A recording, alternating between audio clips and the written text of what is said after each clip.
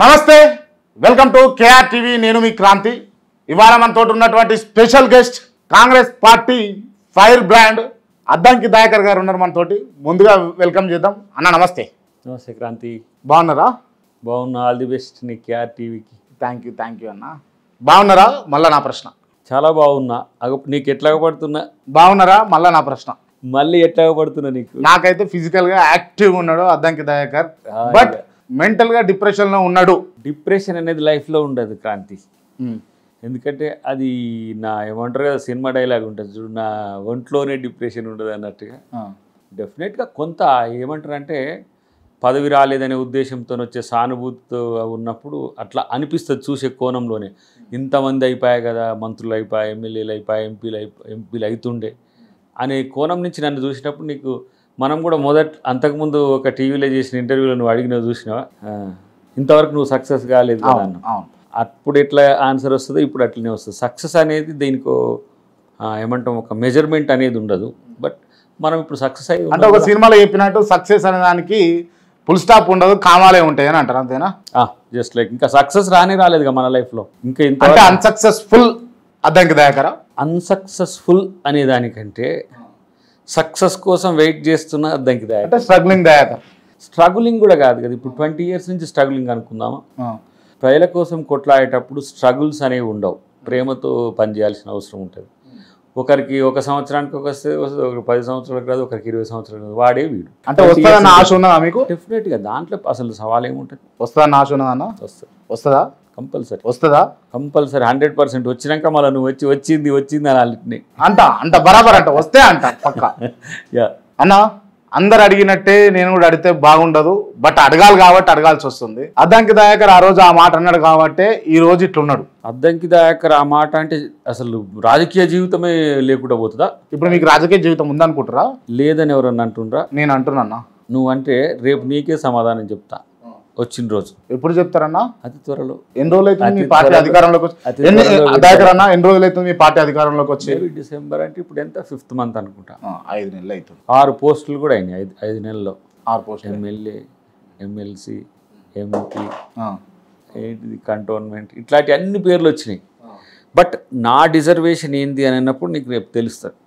ఏది నాకు ఇచ్చిన తర్వాత నీవు అండబండ అండపిండ బ్రహ్మాండం అని చెప్పాను, కానీ మంచి అవకాశం ఉంటుంది. నేనేమంటా అంటే దయాకర్ అన్న, నేను మిమ్మల్ని పర్సనల్గా ఒక తెలంగాణ ఉద్యమకారునిగా, డెడికేటెడ్ పార్టీ సిపాయిగా నేను మిమ్మల్ని గౌరవిస్తా. కానీ ఈ కాంగ్రెస్ పార్టీ అంటే ఇంతగానో పిచ్చున్నా చూడు, దానికి నాకైతే మీ మీద ఇరిటేషన్ వస్తుంది. ఇప్పుడు చూస్తున్నావు కదా, మోడీ గారు వచ్చి అమిత్ షా గారు వచ్చి చేస్తున్నది చూస్తున్నారు కదా. రాజ్యాంగాన్ని మారుస్తాం, రిజర్వేషన్ లేదు, కేసులు పెడతారు మళ్ళీ మీ మీద. మాట ముఖ్యమంత్రి మీరే పెట్టిందిగా, మీ మీద కూడా పెడతారు. మెల్ల మీరు మారా మాట. I'm ready. తెగించురా? తెగించుడు కాదు, మన లైఫ్ ఏది అది కదా. ఇప్పుడు దయాకర్ పూర్వాంకంలో ఏంటి? కాంగ్రెస్ పార్టీ నాయకుడి కంటే ముందు ఏంటి? ఒక సామాజిక ఉద్యమకారుడు. సామాజిక ఉద్యమాలు వేసి తెలంగాణ ఉద్యమకారుడు అయ్యండి. తెలంగాణ ఉద్యమకారుడు తర్వాత కాంగ్రెస్ పార్టీ నాయకుడు అయ్యండి. కాంగ్రెస్ పార్టీలోనే ఉద్యమ నేపథ్యం ఉన్న వాళ్ళకి గౌరవం ఉంటుంది కాబట్టి దయాకర్ కాంగ్రెస్లోకి వచ్చిండు. కాబట్టి ఎప్పుడు కూడా అంటే ఎందుకు భవిష్యత్తు అని అనుకుంటే కాంగ్రెస్ పార్టీలో అవకాశం ఎందుకు ఉండాలి, ఎందుకు ఉంటుంది అని అనుకుంటానికి చెప్పడానికి ఇదే కారణం. రేపు కాంగ్రెస్ పార్టీతో కలిసి కొట్లాడే శక్తులతో కూడా మేము కలిసి చేయాల్సిన అవసరం ఉంది. ఎందుకంటే ఈ డెమోక్రసీ, ప్రజాస్వామ్యం ఇవన్నీ కూడా రేపు మర్చిపోయే అంశాలు కాబట్టి డెఫినెట్గా పదవి కంటే ఎక్కువ బాధ్యత భవిష్యత్తు ఉందని నేను అనుకుంటున్నాను. మీకుందని మీరు భావిస్తూ ఉన్నారు. నేను ఉండదు, అద్దంకి దయాకర్ని పట్టించుకోరు, అద్దంకి దయాకర్ని ఇక సైడ్కి పెట్టేసారు. అద్దంకి దయాకర్ పదవి లేదు, పాడు లేదు, మన్ను లేదు, ఇంకేం లేదు. సిన్స్ 20 years ఏముంది? Since 20 years. ఇంక 20 ఏళ్ళు అట్లే ఉంటారా అన్న? ఇక జీవితం మొత్తం అంతేనా? అయితే పదవుల కోసమే దయాకర్ ఉన్నాడా? పదవుల కోసమే దయాకర్ ఉన్నాడా అన్న? నా ఇంటర్వ్యూని నేను చేసినప్పుడే మీరే అన్నారు, ఒక సక్సెస్ఫుల్ పర్సన్ ఎప్పుడైతారు అని మీరు అంటే సక్సెస్ కాలేదు అని అన్నప్పుడు ఎప్పుడైతారు అని అంటే, అన్న మీరు చేస్తున్న రాజకీయం పదవుల కోసం, ప్రజాసేవ కోసం, మీకు పదవి వచ్చినప్పుడే మీరు సక్సెస్ఫుల్ అని నేను భావిస్తానన్నా. ఇప్పుడు అదే చెప్తున్నా, అద్దంకి దయాకర్కు ఒక పదవి వస్తే. దీంట్లో కూడా నేను చెప్పిన, మీరు ఇంతకుముందు మాట్లాడిన దాంట్లో కూడా ఇంకవరకు మనం సక్సెస్ కాలేదు కదా అన్న, అది in the sense of post like మీరు అనుకుంటున్న XYZ. But my success is different. నీకు గతంలో కూడా మన ఇంటర్వ్యూలో చెప్పి ఇప్పుడు కూడా చెప్తున్నా, పెద్దలతో పోల్చుకొని మనం ఆ స్థాయి అనుకోవద్దు. గాంధీ గారు ప్రధానమంత్రి కాలేకపోయినంత మాత్రాన సక్సెస్ కాలేదన్నట్ట. అంబేద్కర్ గారు రాష్ట్రపతి ఇంకేదో కాకపోయినంత సక్సెస్ కాలేదు. మదర్ తెరీసాకి ఏం పోస్ట్ ఉన్నది? ఆ తరహా అంటే అద్దంకి దయాకర్, మరో గాంధీ, అంబేద్కర్, మదర్ తెరీసా అది అనుకోవచ్చు మీరు. కానీ నా లైఫ్ అంబిషన్లో నేనేం రాజకీయాలకు రావాలని రాలేదే. ఆమె యాక్సిడెంటల్ పొలిటీషియన్. ఇప్పుడు నేను ఇది ఇంటర్వ్యూ కాబట్టి మనం ఇట్లా మాట్లాడుకుంటాం. అంతే. నిజంగా ఇంటర్వ్యూ కెమెరాలు లేవనుకోండి నిజంగా కుడి చెయ్యి హార్ట్ మీద పెట్టుకొని చెప్పండి, నిజంగా మనసులో బాధ ఉందా లేదా పదవి లేనందుకు? పదవి వస్తుందనే సంతోషం ఉంది, లేదనే బాధ ఉందా లేదా? వస్తుందనే సంతోషం. తెలుగులో చెప్పకండి అన్న. తెలుగుగా కాదు క్రాంతి, నువ్వు దీన్ని చూస్తే నీకు దీన్ని చూస్తే అర్థం కావాల్సింది ఏంటంటే ఎంత ఆప్టమిస్టిక్గా ఉన్నానే. రెండవది, పదవే లక్ష్యంగా పనిచేసేటోడికి బాధ, పదవి మాత్రమే అనేటోడు ఏడుస్తాడు, కింద పడతాడు, మీద పడతాడు, అయ్యో ఇట్లా అయిపోయి జీవితం ఇట్లా అయిపోయి. నాది ఇంకా చాలా పెద్ద అంబిషన్స్ ఉన్నాయి. మీరు దీనికే పరిమితం అవుతుంటే నాకు భయం అవుతుంది.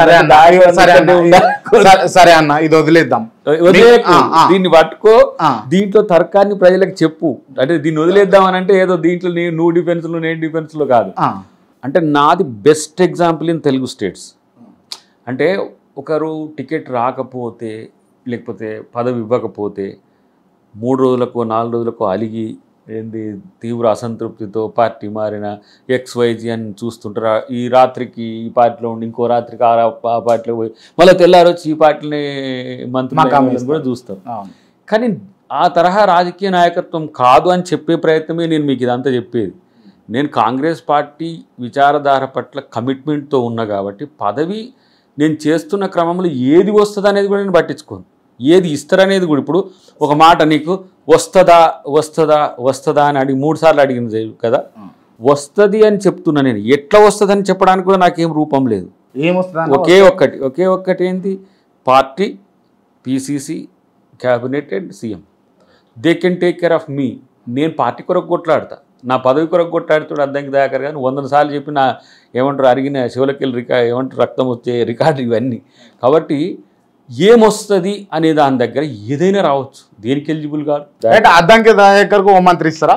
ఇవ్వచ్చు. అద్దంకి దయాకర్ ఎమ్మెల్సీ చేసుకుంటారా? చెయ్యొచ్చు. అద్దంకి దయాకర్ ముఖ్యమంత్రి చేస్తారా? చెప్పలేం. అద్దంకి దయాకర్కి ఏం కావాలని ఉన్నది? అద్దంకి దయాకర్కి ఒక మంచి నాయకుడు కావాలని ఉన్నది, ఒక మోడల్ నాయకుడు కావాలన్నది. ఇప్పుడు that's what I'm telling you. నేను అది నువ్వు ఇప్పుడు రీచ్ అయినావు. నేను నాయకుడిని కాదా, పదవి వస్తేనే నాయకుడినా అనేది ఒకటి. రేపు రాదు అనే పెసిమిస్టిక్ ఐడియాలజీతో లేను. 2 నీకున్నంత ఓపిక నాకైతే లేదన్న. అద్దంకి దయాకర్ పదవి రావాలి, సర్వత్రా వినబడుతుంది. ఇప్పుడు అద్దంకి దయాకర్కి పదవి కావాలి, పదవి రావాలి. ఇప్పుడు ఇది నాకు ఏమంటాం, మీరు ఇంతకుముందు అన్నారు చూడు, బాధ కంటే ఎక్కువ భయం అవుతుంది. ఎక్కడికి పో, నువ్వు ఎయిర్పోర్ట్కి పో, లేకపోతే ఎక్కడికైనా పబ్లిక్ పో, లేకపోతే ఊర్లలోకి పో, సార్ మీకేమొస్తుంది సార్ అనేసరికి నేనే ఇటు అర్థం చేసుకొని అంటే అయోమయం ఒక రకంగా. కానీ నేను ఎప్పుడో వదిలేసిన అంశం దాన్ని, ఏది నా పదవి గురించి అనే అంశము. ఎందుకు వదిలేసిన అంటే ఎప్పుడు నాకు అవకాశం ఇవ్వడానికి సానుకూలమైన పరిస్థితి ఉంటుందో అప్పుడు వాళ్ళు కేర్ తీసుకుంటారు, పార్టీ తీసుకుంటారు, ముఖ్యమంత్రి గారు తీసుకుంటారు, అందరు క్యాబినెట్ మినిస్టర్లు కూడా నా పట్ల చాలా కన్సోల్గా ఉన్నారు. కానీ ఇప్పుడు నేను పదవి అని వెంపర్లాడితే వీడు మొత్తం దేశ ప్రపంచ రాజకీయాలన్నీ కూడా చెప్తూ ఉంటాడు. కేవలం వీడు ప్రజల కోసం కాకుండా పదవి కోసమే పాకులాడుతుందనే పేరు నాకు చరిత్రలో వద్దు. నాకేం పదవి కావాలి, ఎట్లాంటిది కావాలని వాళ్ళు నిర్ణయం తీసుకుంటారు. కాంగ్రెస్ పార్టీ అద్దంకి దయాకర్ను మోసం చేస్తుంది, చెయ్యదు. కాంగ్రెస్ పార్టీ అద్దంకి దయాకర్ను మోసం చేస్తుంది, చెయ్యదు. కాంగ్రెస్ పార్టీ అద్దంకి దయాకర్ను మోసం చేసింది, చెయ్యదు. చేసిందన్న. అది నీ దృష్టిలో. రేవంత్ రెడ్డి మోసం చేసిండన్న మిమ్మల్ని? చెయ్యడు. రేవంత్ రెడ్డి మోసం చేసిండు? చెయ్యడు. రేవంత్ రెడ్డి మోసం చేసిండన్నా? చెయ్యనే చెయ్యడు అన్న. రైట్. ఇప్పుడు మీరు ఆ రోజు మునుగోడు సభలో కనుక ఉంటే ఉండు, లేకుంటే దెంగై అని అనకపోతే కనుక ఇవాళ అద్దంకి దయాకర్ మంత్రిగా బరాబర్ కూర్చుంటుండే. రేపైనా కూర్చోడానికి గ్యారెంటీ ఏమన్నా ఉందా? ఇవాళనే కూర్చుంటుండే. రేపు కూర్చుంటాడా రేపటిది ఉండదు అన్న. ఇప్పుడు ఇవాళ నుంచి ఇప్పుడు బిల్డింగ్ కిందికి పోయినాక నా భవిష్యత్ ఏందన్నా నాకు తెలియదు. ఇప్పుడు ఇది వెంకటరెడ్డి గారి ఇష్యూని ప్రతిసారి మన వాళ్ళు అంటారు, కానీ ఎన్ని అడ్డుకోగలడు వెంకటరెడ్డి గారు? అద్దంకి దయాకర్ అన్నాడు కదా, ఒక దళితుడు అద్దంకి దయాకర్ ఒక రెడ్డి అయినా నన్ను ఇట్లా అంటాడు, అని అనుకొని ఈగోగా తీసుకొని అడ్డుకున్నాడు అని అందరూ అంటున్నారు. దళితుడు లేదు, రెడ్డి లేదు, మనిషే. ఎవరు తప్పు చేస్తే నేను తప్పు చేస్తే నేను దళితుడిని వదిలేస్తాను. ఇప్పుడు మీరు తప్పు చేసినా మీరు ఒప్పుకుంటారా? నేను తప్పని నేను ఎందుకు అంటున్నా? ఆ రోజు ఆయన ఆ మాట అనడం వల్ల అది సమాజానికి కూడా తప్పుడు సంకేతాలు పోతుంటేనే కదా మనం రిజైండర్ ఇచ్చింది. ఒకవేళ వెంకటరెడ్డి గారే నిరంతరం నన్ను అడ్డుకునే శక్తి ఉంటే వారు అయ్యేది వారు కాలేరా అన్న? నేను ఒకటి అడుగుతా, చెప్పండి. ఆ రోజు అనిపించింది మీరు తలకాయ ఉపకరణ కంప్లీట్ కాలేదు రేవంత్ రెడ్డి గారు నేను అన్నదన్నా, ఇంకా మీరే అంటారు. ఆ రోజు అనిపించిన రెడ్డి రేవంత్ రెడ్డి, ఆ రోజు అన్నది అనబడింది. అంటే ఎవరైతే అనబడిందో వారు అద్దంకి దయాకర్ ఒక దళితుడు. అన్నది ఎవరిని అంటే కోమటిరెడ్డి వెంకటరెడ్డిని. రెడ్డిలు బాగానే ఎవరు, ఇక్కడ దళితుడు ఆగమైపోయిండు అని అన్నది బయట నడుస్తుంది. ఒక మాట, what is meaning of Dalit? దళితుడు అంటే ఎవరు మీ దృష్టిలో ఏంటిదన్నా? దళితుడు అంటే పరాజితుడు అని అర్థం. లేదంటే దళితుడు అంటే మీరు అనుకున్నట్టు ఇటు సోకాల్డ్ మనం చరిత్రలో ఎస్సీ, ఇప్పుడు ఏది ఏమంటారు according to constitution. But Dayakar దళితుడేనా? దయాకర్ దళితుడి వరకే పరిమితమై ఉన్నాడా తన లైఫ్లో? నేను ఒప్పుకుంటా. మీన్స్ చెప్తా వినండి. నేను ఏది ఏమంటాము, నేను సాధించిన విజయాలు మీరు అనుకుంటున్న ఎవరైనా సాధించగలరా? ఇంత చిన్నతనంలో తెలంగాణ మూమెంట్లో ఒక క్రియాశీలక పాత్ర పోషించే అవకాశం మీరు అనుకుంటున్న అగ్రవర్ణాల్లో ఎవరైనా నాకంటే ఎక్కువ వచ్చిన వాళ్ళు ఉన్నారా? లేకపోతే నాకంటే ఎక్కువ చదువుకున్న వాళ్ళు ఉన్నారా ఇప్పుడున్న రాజకీయాల్లో? లేకపోతే నాకంటే ఎక్కువ ఆర్థికంగా బలపడాలనే కోరిక ఉండి రేపు బలపడేటోళ్ళు కాబట్టి దయాకర్ అనేటోడు ఎవరికంటే తక్కువ కాదు. మీన్స్ వాళ్ళు ఎక్కువ వీళ్ళు తక్కువ అని అంటారు కదా, ఆ మీన్స్ నాకు దరిదాపుల్లో కూడా లేని వాళ్ళు చాలా మంది ఉన్నారు రాజకీయాలు. కానీ నేను ఇక్కడ ఒక మాట క్లియర్ చేయాలి నీకు. దయాకర్ అంటే వెంకటరెడ్డి గారు పగబట్టి ఆయన నిరంతరం ఆపుతుండనేది ఉన్నది. ఇంకా నేను కొన్ని భవిష్యత్తులో చెప్తా కానీ దాని వెనుక వెంకటరెడ్డి గారి భుజం మీద తుపాకీ పెట్టి పేలుస్తున్నది ఎవరో కూడా నాకు అంతర్గతంగా తెలుసు. కాబట్టి వారిని నిరంతరం నిందించడం వల్ల చివరికి ఆయన ఒక రకంగా నా వల్ల ఇబ్బంది పడ్డోడు, కానీ ఆయన విలన్ అవుతున్నాడు. చేస్తున్నది ఎవరో నాకు తెలుసు, కానీ అది అధిగమించినాడు చెప్తాది. అంటే వెంకటరెడ్డి గారు చేస్తుంది, వెంకటరెడ్డి గారు భుజం మీద పెట్టి మిమ్మల్ని ఎవరెవరో చేస్తున్నారు. క్లియర్ ఉంది మీకు? ఎందుకు ఉండదు? అయ్యో ఏం జరుగుతుంది అనేది ఆ మాత్రం తెలుసుకోకుండా రాజకీయాలు చేస్తున్నామా మనం? లేకపోతే ఏమంటాం, ఎందుకు అవసరం ఏంది? నాకు వచ్చేది ఏంటిదో, నాకు ఏం ఇయ్యగలుగుతుందో పార్టీ నాకు తెలిసిన తర్వాత నేనెందుకు ఆదుర్దాపడాలి? నాకేం అవసరము? ఇప్పుడు దీంతోనే త్యాగరాజు పేరు ఎంత బాగుంది. ఈ 6 months నుంచి ఎంత మంచి ఎంజాయ్ చేస్తున్నా అంటే త్యాగం కూడా చేయగలడు దయాకర్ అనేది సమాజానికి తెలిసింది కదా. కాబట్టి పదవులు అనుభవించడమే కాదు అప్పుడప్పుడు కూసింత త్యాగం కూడా నేర్చుకోవాలి అనేది నేను నా జీవితంతో సమాజానికి చెప్తున్నా. ఇప్పుడు త్యాగమా? ఇప్పుడు ప్రత్యామ్నాయం వస్తూనే ఉంటుంది. అప్పుడు ఏమంటావు? ఇప్పుడు త్యాగం అంటే జీవితకాలం ఇంకే పదవి లేకుండా దయాకర్ ఇట్లనే కొనసాగుతున్నా నీతో చెప్పిండా? పార్టీ అసలు దయాకర్కి పదవి ఇప్పుడు ఇలా చిక్కేడు వచ్చింది తెలుసా? ఇప్పుడు వద్దు అవసరమే లేదు, దొంగలు లంగలు బట్టవాయిలు అని చెప్పేసి తిట్టినటువంటి బీఆర్ఎస్ పార్టీ నాయకులను తీసుకొచ్చి ఎంపీలుగా నిలబెట్టుకుంటా, లేకపోతే ఇతర పార్టీల నుంచి తీసుకొచ్చి ఎమ్మెల్యేలుగా నిలబెట్టుకుంటా పెడతా ఉంటే అద్దంకి దయాకర్ రాత్రనక పొద్దనక గంటల తరబడి నిద్ర పోకుండా కష్టపడ్డ దయాకర్ ఇలా రోడ్డు మీద ఉన్నాడు. రోడ్డు మీద లేని రోడ్డు మీద అంటే ఇన్ ద సెన్స్ అన్న వాళ్ళ పదవులలో ఉన్నారు, పదవులు ఇస్తా ఉన్నారు, మీకు లేదు. నేను రోడ్డు మీద ఉన్నట్టే కదా వాళ్ళతో పోలిస్తే. నేను చిన్నోన్ని, రేపు నాకు భవిష్యత్తు అన్న. మీరు ఏజ్ లో చిన్నోళ్ళు కావచ్చు కానీ పార్టీకి సేవ చేసిన దాంట్లో మీకంటే చిన్నోళ్ళు. ఇప్పుడు రేవంత్ రెడ్డి కంటే కూడా మీరే సీనియర్. నేను క్లియర్గా చెప్తా ఉన్నా దీంట్లో. అంటే వారు మిగతా రాజకీయ చరిత్ర ఉంది కదా. కాంగ్రెస్ పార్టీలో సీనియర్ లీడర్ అని అంటే అద్దంకి దయాకర్ అని అయితే నేను అట్ట అంటే నేను గత 10 సంవత్సరాల నుంచి పనిచేయడం వల్ల అట్లా ఉండొచ్చు. కానీ నేనేమంటున్నా క్రాంతి, ఒక్కొక్కసారి ఒక్కొక్క పదవి ఇవ్వడానికి కొన్ని అవాంతరాలు ఎదురైనప్పుడు కొన్ని పదవులు అవాంతరాలు ఏందని ఒకసారి చెప్పరా? నాకు మీ నోటితో వినాలని ఉంది. అవాంతరాలు ఏంది? అద్దంకి దయాకర్కి ఇంకా పదవి రాకపోవడం కాల అవాంతరమేంది? ఇప్పుడు ఎమ్మెల్యే ఇష్యూ వచ్చింది, ఒక్కొక్కటి మనం మాట్లాడుకుంటే ఎమ్మెల్యే ఇష్యూ వచ్చినప్పుడు అక్కడికి ఎక్కువ పోలేదనే ఉద్దేశంతో తుంగతుర్తి ఎమ్మెల్యే అందుకోసమే వేయలేదు మీకు. అక్కడికి ఎక్కువ పోలేదు కాబట్టి ఇబ్బంది అవుతుందా అనే ఉద్దేశంతో ఒకటి. తర్వాత అందరు నన్ను అంగీకరించాలి కదా. ఇప్పుడు మీరు అన్నట్టు వెంకరెడ్డి గారు ఒక్కరే వ్యతిరేకిస్తే సీట్ ఇవ్వకుండా పోతారా? దాంట్లో కొంతమందికి కొన్ని ఇష్టాలు ఉంటాయి. అక్కడ నా ఆబ్జెక్షన్ కూడా ఉంది, చెప్పిన నేను. అంటే ఎస్సీ ఎస్టీ సీట్లలో ఇతర కులాల ఆధిపత్యం ఉంటే సమస్య ఏంటంటే ఎదిగేటోడు పప్పెట్ట ఎదుగుతాడు, స్లేవ్గా ఎదుగుతాడు, బానిసనే ఎదుగుతాడు. అది రాజ్యాంగ స్ఫూర్తికే విరుద్ధం. దాని దగ్గర నేను కొట్లాడతాం, అది వేరు. ఇవ్వకపోయినంత మాత్రం, నాకు ఇవ్వనంత మాత్రాన ఎస్సీలకు అందరికి అన్యాయం జరిగినట్టు కాదు. అట్లా అని కూడా నీకు ఎంత 19 మంది ఎస్సీ ఎమ్మెల్యేస్ అయినారు, 12 మంది ఎస్టీ ఎమ్మెల్యేస్ అయినారు. సో నేను ఎవరినో సాటిస్ఫై చేయడానికి రాజకీయాలు చేయట్లేదు. నేను రాజ్యాంగాన్ని నమ్ముకున్న, కాంగ్రెస్ పార్టీని నమ్ముకున్న, నన్ను నమ్ముకుంటా. కాబట్టి ఇప్పుడు నేను ఎవరితో నేను మంచిగా లేను, ఎవరు నన్ను అడ్డుకుంటారా, నేను ఎందుకు, మీరు నన్ను ఎందుకు టికెట్లు ఇస్తలేరు సార్, నేను ఎందుకు అడగాలన్నట. పార్టీ నన్ను ఎట్లా వాడుకోవాలనుకునే అంశంలో ఆ ప్రత్యామ్నాయంలో ఎమ్మెల్యే అట్లయింది అనుకోండి. ఎమ్మెల్సీ ఆల్రెడీ డిక్లరేషన్కి వచ్చి ఆగింది కదా, ఎమ్మెల్యే డిక్లరేషన్కి వచ్చింది, పార్టీ సమాధానం చెప్పింది. దీపాదాస్ గారు కూడా చెప్పింది ఎందుకు చేయలేకపోయినాం అనేది. సో రేపటి రోజున మంచి అవకాశం ఉందనే ఆశతో నేనున్నా, నన్ను ఎట్లా నీకు ఇయ్యరు అని చెప్పి వచ్చి ఏమో తిట్లు తిట్టినట్టే తిడుతుంటు ఏం చేస్తాం. ఇప్పుడు అంటే అన్న ఇచ్చినాడ నేను సంతోషపడతా, మీకు రావాలనుకున్న మీ కార్యకర్తలు, మీ తోటి తిరిగే ఫాలోవర్స్, లేకపోతే తెలంగాణ ప్రజలు కూడా అరే అద్దంకి దగ్గరికి ఇంత కష్టం చేసిండు ఇలా పదవి వచ్చిందని కొంతమంది హ్యాపీ ఫీల్ అయ్యేటోళ్ళు ఉన్నారు. సో వాళ్ళ తరపు నుంచి నేను అడుగుతాను. సానుభూతి మాత్రం చాలా ప్రమాదకరమైంది. అది తట్టుకోలేకపోతాం. ఎక్కడికి పో నువ్వు, ఈ మనం తెలుగు రాష్ట్రాలు ఎక్కడ తెలిసినా కూడా అయ్యో ఇది సమస్య అవుతుంది నాకు వాస్తవానికి. Of course after long time కొంచెం రిలీఫ్ కూడా ఉంది. ఏంది ఇప్పుడు ఇది 4-5 months నుంచి పని తక్కువ ఉన్నది కొంత. ఎందుకంటే ప్రభుత్వంలోకి వచ్చినాం కదా, ప్రభుత్వంలోకి వచ్చినప్పుడు పోరాటాలు ఇవన్నీ మళ్ళీ ఎలక్షన్స్ అప్పుడు ఇప్పుడు స్టార్ క్యాంపెయినర్గా వేసింది కాబట్టి మళ్ళీ అటు ఇటు పోయి రావాల్సి వస్తుంది. అంతే తప్పితే కొంచెం ప్రశాంతంగా ఉంది. అంటే మనకు వ్యక్తిగత జీవితం చాలా తక్కువ కదా. రైట్, ఓకే అన్న. ఈ ఎపిసోడ్లో మీకు పదవి రాకపోవడానికి కారణం ఒకటి కోమటిరెడ్డి వెంకటరెడ్డి, అది నువ్వు అనుకుంటున్నావు. కోమటిరెడ్డి వెంకటరెడ్డి ఒకటి, అండ్ రేవంత్ రెడ్డి ఒకటి, అది నువ్వు అనుకుంటున్నావు, నేను అనుకుంటున్నాను. అంతేనా?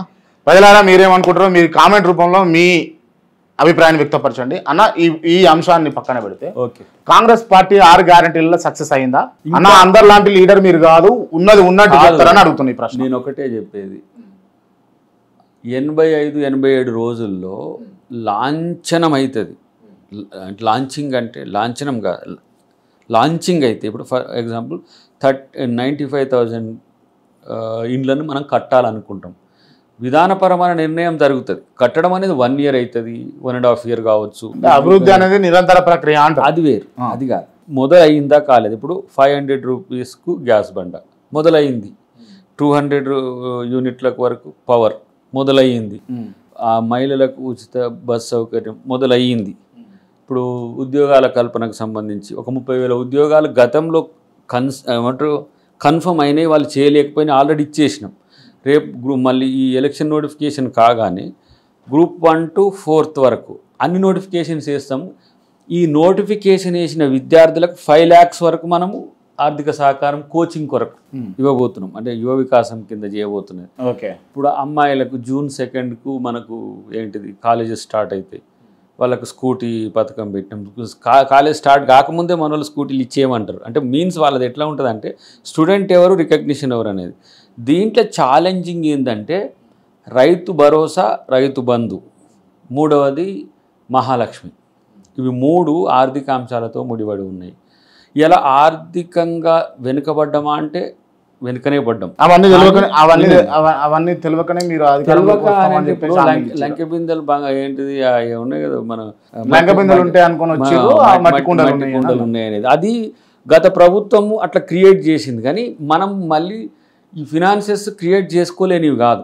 రేపు మళ్ళీ మీకు జూన్ తర్వాత ఫినాన్షియల్ ఇయర్లో మళ్ళీ ఎక్కువ మొత్తంలో మనకు రెవెన్యూ రిసీట్స్ ఉంటాయి. కాబట్టి ఇప్పుడు మహిళలకు కూడా మహిళా మహాలక్ష్మి అనే దాన్ని ఐడెంటిఫై చేయడం అనేది ఒక సవాల్. దాని తర్వాత ట్రాక్ అవుతుంది. ఫర్ ఎగ్జాంపుల్ పెన్షన్ ఇంతవరకు ఇవ్వాలి ఇట్లా అనుకున్నట్టుగానే ఏ ఆర్థిక పరిమితి వరకు మహిళలకు ఇవ్వాలి, ఎలాంటి మహిళలకు ఇవ్వాలనే దగ్గర ఇదొకటి ఉంది. రేపు కేంద్రంలో న్యాయ పథకం కింద మహిళా నారీ న్యాయ అనేది ఒకటి ఉంది. 1 సంవత్సరానికి ఒక మహిళకు ₹1,00,000, ఒక గృహిణికి, మహిళ అంటే గృహిణికి ₹1,00,000 ఇవ్వాలనుకుంటున్నాం. అది కూడా కండిషన్స్ టు అప్లై అని కాదు. ఇక్కడ మనం అనుకుంటున్న దానికి మినిమం అంటే రెవెన్యూస్ ఏమంటారు సఫిషియెంట్గా ఉండాలి. అప్పుడు ఆర్బీఐ ఒప్పుకుంటుంది. ఇప్పుడు రైతు రుణమాఫీకి కూడా డబ్బులు లేవు ఒకటి, కానీ ఆయన సెప్టెంబర్ అక్టోబర్నే చేసిండు. ఏది 1,99,000 వరకు. సో మేము ఎట్ ఏ టైం 2 lakhs మాకు ఇమ్మీడియట్గా అంటే 50,000 crores నుంచి 70,000 crores అంటున్నారు. 53 లక్షల రైతులకు ఇవ్వాలనేది ఒక అంచనా ఉన్నది. సో అంతమందికి ఇవ్వాలంటే మినిమం అంటే 45, 50, 70 ఇట్లా ఒక మార్జిన్ పెట్టిండ్రు. ఎంత కొన్నింటిని తగ్గించవచ్చని. మొన్న ముఖ్యమంత్రి గారు ఆగస్టు 15లోగా చెల్లించాలంటే ఎంత మేరకు చెల్లించాలనేది లెక్క. సో అదేం పెద్ద సమస్య కాదు. రేపు ఆర్బీఐకి అడుగుతాం, లేకపోతే అన్ని సమస్యలు కావు, కానీ ఇక్కడ సమస్యలు తీర్తలేవు. మీ దగ్గర సమస్యలు అంటే ఇప్పుడు నేను ఒక ప్రశ్న అడుగుతానన్న, ఎలక్షన్ మూమెంట్లో బీఆర్ఎస్ పాత ప్రభుత్వము బీఆర్ఎస్ వాళ్ళు రైతు బంధు వేస్తాము అని చెప్పేసి సమ్ అమౌంట్ వాళ్ళు పెట్టేసుకున్నారు. వేద్దాము అని అంటే మీరు ఎలక్షన్ కమిషన్ కు చేసిర్రు, అది ఆగిపోయింది. అమౌంట్ ఏడిపోయింది, 7,000 కోట్ల రూపాయలు. వాళ్ళు లేవు, ఉత్తగానే ప్రకటించిండ్రు. దీని ఎలక్షన్ కోడ్ వచ్చేటట్టు హరీష్ రావు కోడ్ ఎఫెక్ట్ అయ్యేటట్టు మీకు రేపు పొద్దుగాల వరకు మీకు పైసలు పడతాయి అనేసరికి దాని కోడ్ను పెట్టేసి అసలు అమౌంటే లేదా, లేదు. ఆ అమౌంట్ ఉండే అమౌంట్ అంతా పొంగులేటి శ్రీనివాస్ రెడ్డికి తరలించిర్రు. ఆయనకు బకాయిలు ఉండే కాంట్రాక్టర్ గా, బకాయిలు ఎవరికైనా సరే 100 కోట్లు చెల్లించింది ఏమీ లేదు. ఇప్పుడు ఈ గవర్నమెంట్ వచ్చినాక వాళ్ళు చూసుకోవచ్చు కదా, ఏది మనం చెల్లింపులు ఉంటాయి కదా, రెవెన్యూ శాఖ సంబంధించి మన ఫినాన్స్ డిపార్ట్మెంట్ నుంచి ఎన్ని 1000 కోట్లు 100 కోట్లు అని లెక్క ఉంటుంది కదా, అంత సీనే లేదు ఆడ. అసలు ఫస్ట్ ఆఫ్ ఆల్ వీళ్ళే ఉద్దర మీద ప్రభుత్వాన్ని నడిపిండ్రు. అసలు ఈ 7,500 కోట్లు ఉన్నాయనేది ఉత్తముచ్చిట. ఉంటే రాగానే ఇమ్మీడియట్గా రైతు బంధు భరోసాను ఇచ్చేద్దాం. కానీ ఉండి మేమెందుకు దాచుకుంటాం? కేసీఆర్ ఇయ్యంగా రేవంత్ రెడ్డి గారు ఇయ్యరా? అంటే మేము వచ్చిందే కొత్తగా. తర్వాత మాకు రైతులంటే రైతు కుటుంబాలే కాబట్టి పాలకులందరూ చాలా వరకు మేము రైతులకు వ్యతిరేకం చేస్తాం. మీరు చూసిరో లేదో, జనగాం దగ్గర కాలు ముక్తా ఉన్నది, ఒక పోలీస్ ఆయన కాలు ముక్తా ఉన్నది, ఒక మహిళ.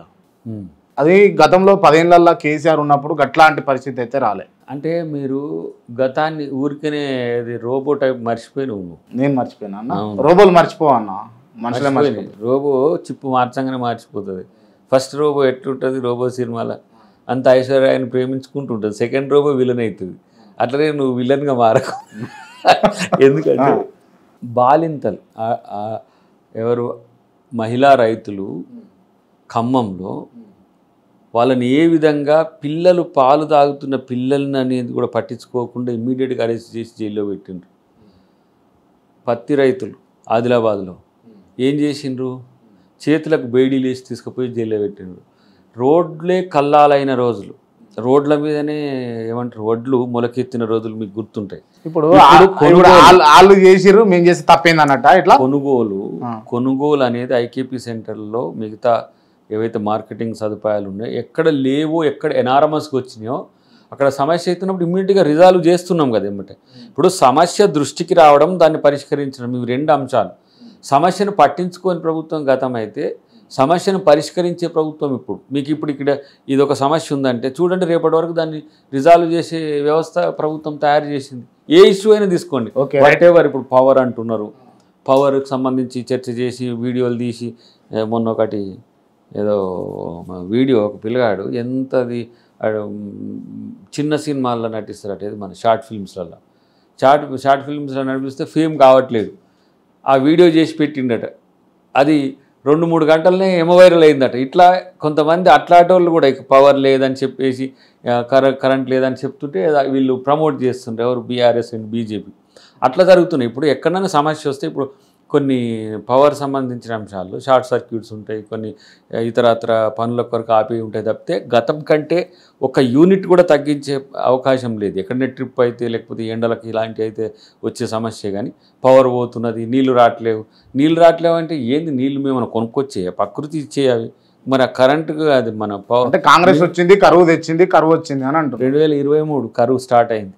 2023 నుంచి ఒకసారి నువ్వు వాతావరణ శాఖ దగ్గర రిపోర్ట్ తీసుకో. ప్రతి 20 ఇయర్స్కు భారతదేశంలో సౌత్ ఇండియాకు కరువు ఉంటుంది. అది వాళ్ళకి తెలియకపోతే తెలుసుకోమనండి. నిజాం దీన్ని ఎప్పుడో గుర్తుపట్టి అప్పుడున్న ప్రభుత్వాలకు కూడా, బ్రిటిష్ ప్రభుత్వానికి కూడా ఇచ్చింది. 1903, 2023, 2043, 2063, 83, 2003, 2023. ఇప్పుడు ఇది ఇంకా 3 సంవత్సరాలు ఉంటుంది. దీన్ని ఎదుర్కోవాలి, చాలా కష్టమే ఉంటుంది.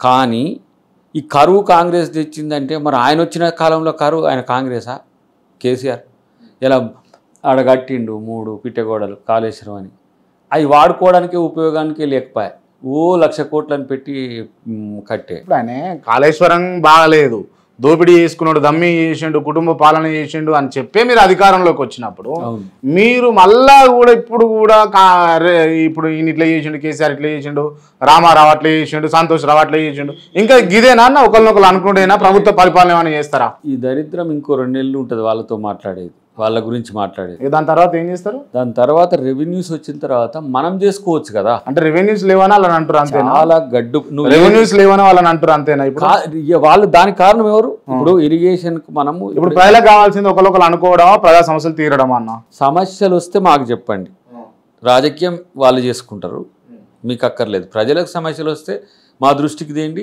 మేము నా దృష్టికి తెచ్చినండి, ముఖ్యమంత్రి గారి దృష్టికి. రైట్ అన్న. ఇప్పుడు ప్రజా పాలన అని చెప్పేసి ప్రగతి భవన్ కాస్త ప్రజాభవన్ చేసిరు, ఆడ పత్రాలు తీసుకున్నారు మొదట 6 గ్యారెంటీలకు సంబంధించి. అవన్నీ ఆ పేపర్లన్నీ ఎడిగిపోయినాయి అన్న, రోడ్ల మీద మందు షాపులల్లో వైన్స్లల్లో కనబడతా ఉన్నాయి అవి. ఆ పేపర్లు రిజిస్టర్ అయ్యి దాన్ని డిస్ట్రిక్ట్స్ కూడా ఎక్స్టెండ్ చేసి డిస్ట్రిక్ట్ లెవెల్ని మంత్రులకు అది అసైన్ చేయడం జరిగింది ఇప్పుడు. ఎందుకంటే అందరు హైదరాబాద్ వచ్చేవరకే ఓ పెద్ద లైను పంజాగుట్ట దానికి ఇటు, బేగంపేట దానికి అటు అయ్యేసరికి అది సమస్య అయినప్పుడు ఎవరైతే ఏ జిల్లాకు సంబంధించిన వాళ్ళు ఉంటారో కంప్లైంట్స్ అక్కడ మంత్రికి లేదంటే అక్కడ ఉన్న ఎమ్మెల్యేస్కి ఇస్తే వాళ్ళు తీసుకురావడానికి ఒకటి. రెండవది, మీకు ఏ సమస్య వచ్చినా సెక్రటరియట్ ఓపెన్ చేసినాం, మీకేం రావడానికి రెస్ట్రిక్షన్స్ ఉండవు, వచ్చి డైరెక్ట్ మంత్రిత్వ శాఖలో కూడా మీరు చెప్పుకోవచ్చు. ఈ గతంలో ఇట్లా లేదు, అసలు వినతులు వినే పరిస్థితే లేదు. కానీ ఇప్పుడు మీరు ఏ మంత్రి కాడ లేకపోతే పిఎస్ కాడ పిఆర్ఓ కాడ చెప్పినా కూడా అది ఇమ్మీడియట్గా మంత్రి రిజాల్వ్ చేసే వ్యవస్థను తయారు చేసినాం. కాబట్టి పెద్ద ఎత్తున వచ్చేసి లైన్లు కట్టాల్సిన అవసరం లేదు.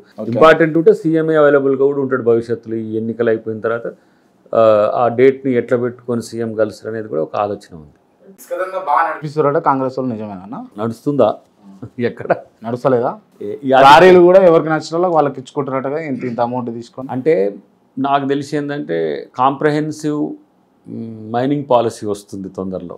మీన్స్ తొందర అంటే మీకు జూలై ఆగస్ట్ రావాలి, క్యాబినెట్ ఆమోదం జరిగిన తర్వాత. గ్రామ సచివాలయాలకు గతంలో ఎట్లా అధికారం ఇచ్చినామో కూడా అది కూడా చేసే ప్రయత్నం చేస్తున్నాం. గతంలో కాంగ్రెస్ ఉన్నప్పుడు ఒక వాగు ఉంటుంది, ఆ వాగు గ్రామానికి పరిమితమై ఉంటుంది. దీన్ని వీళ్ళు స్టేట్ రెవెన్యూగా మార్చుకున్నారు. గ్రామానికి రూపాయి ఇవ్వకపోయేది, మొత్తం అక్కడి నుంచి ఇసుక తీసుకొచ్చేసి టీఎస్ఎండిసికే లెక్కలు చెప్పాల్సి వచ్చేది. దానివల్ల గ్రామ సచివాలయాలు మీన్స్ గ్రామ పంచాయతీలకు రెవెన్యూ తగ్గింది, వాళ్ళు డిపెండెంట్ అయ్యింది. ఇంకో మోసం ఏం జరిగిందంటే ఫినాన్స్ కమిషన్ ఫండ్స్ అంతా కూడా స్టేట్ సెంట్రిక్గా పంచేది. అట్లా కాకుండా జెడ్పీ నుంచి నేరుగా గ్రామ పంచాయతీలకు పోయేటట్టు. అంటే ఇప్పుడు మీరు ఇసుక అన్నారు కాబట్టి రెవెన్యూ వచ్చే దాని దగ్గర అక్కడ లోకల్ ప్రాతినిధ్యం కూడా పెంచుతాం. ఇసుక మీరు ఇట్లా చేస్తున్నట్టుగా అంటే ఇంతకుముందు మాదిరిగా ఒక కాంట్రాక్టరో ఒక వ్యక్తో లేకపోతే ఒక శక్తో ఏదో ప్రజాప్రతినిధో ఆ ఇసుకను తీసుకుపోవడానికి లేకుండా ఉంటుంది. అది ప్రజలతో కూడిన ప్రజల నిర్ణయాలతో కూడిన విధానంగా భవిష్యత్తు. సీతక్క పిఏ ఇసుక దందాలో దొరికిండు అని చెప్పేసి అరెస్ట్ అయ్యింది కదా. అది అరెస్ట్ అయింది అనేది అంటే ఇప్పుడు అక్కడ జరుగుతున్న పరిణామాలు, గత ప్రభుత్వం ఏమైందంటే ఇక్కడి నుంచి ఆ స్టేట్కు ఆ నుంచి ఈ స్టేట్కు వస్తున్న పరిణామాలు చూసిన తర్వాత కొన్ని అట్లా కంటిన్యూ అయ్యే క్రమంలో తనను రెస్ట్రిక్ట్ చేసిందని నేను అనుకుంటున్నాను. దానివల్ల ఇంకా స్టేట్లో ఎక్కడ కూడా ఎవరు కూడా ఇన్వాల్వ్ అయ్యే పరిస్థితి లేకుండా అయింది కదా. కాబట్టి ఎక్కడ అన్యాయం అక్రమం జరిగిందని అడ్రస్ అవుతుందో through intelligence or media whatever sources ఉంటే వాటిని ఇమ్మీడియట్గా రిజాల్వ్ చేస్తాం. రైట్. అంటే నాకున్న కొంతమంది కాంగ్రెస్ పార్టీ మిత్రులు ఫోన్ చేసి పెద్దోళ్ళే, అన్న ఎట్లొస్తాయి అన్న అమౌంట్, పార్టీలో అధికారంలోకి వచ్చినాం కదా అమౌంట్ ఎట్లా సంపాదించుకోవాలని అడుగుతున్నారు. ఏం సజెస్ట్ చేస్తారు వాళ్ళకి మీరు? అధికారంలోకి వచ్చిన అధికారంలోకి వచ్చిన వాళ్ళు ప్రజాపాలన చేయండి. పైసల కొరకు చూస్తే మీరు ఏమంటాం వాళ్ళను అవినీతి పరులు అయిపోతారు. అవినీతి చేయడానికి 10 ఏళ్ల దాహంతో ఉన్నాము అన్నట్టుగా నాకు ఆ మాటలు అలా కనిపించింది నన్ను అడిగినప్పుడు. అట్లా ప్రజల సొమ్ములు దోచుకుంటా అంటే ఎవరు కూడా ఊరుకోడు, కాంగ్రెస్ పార్టీ కూడా ఊరుకోదు.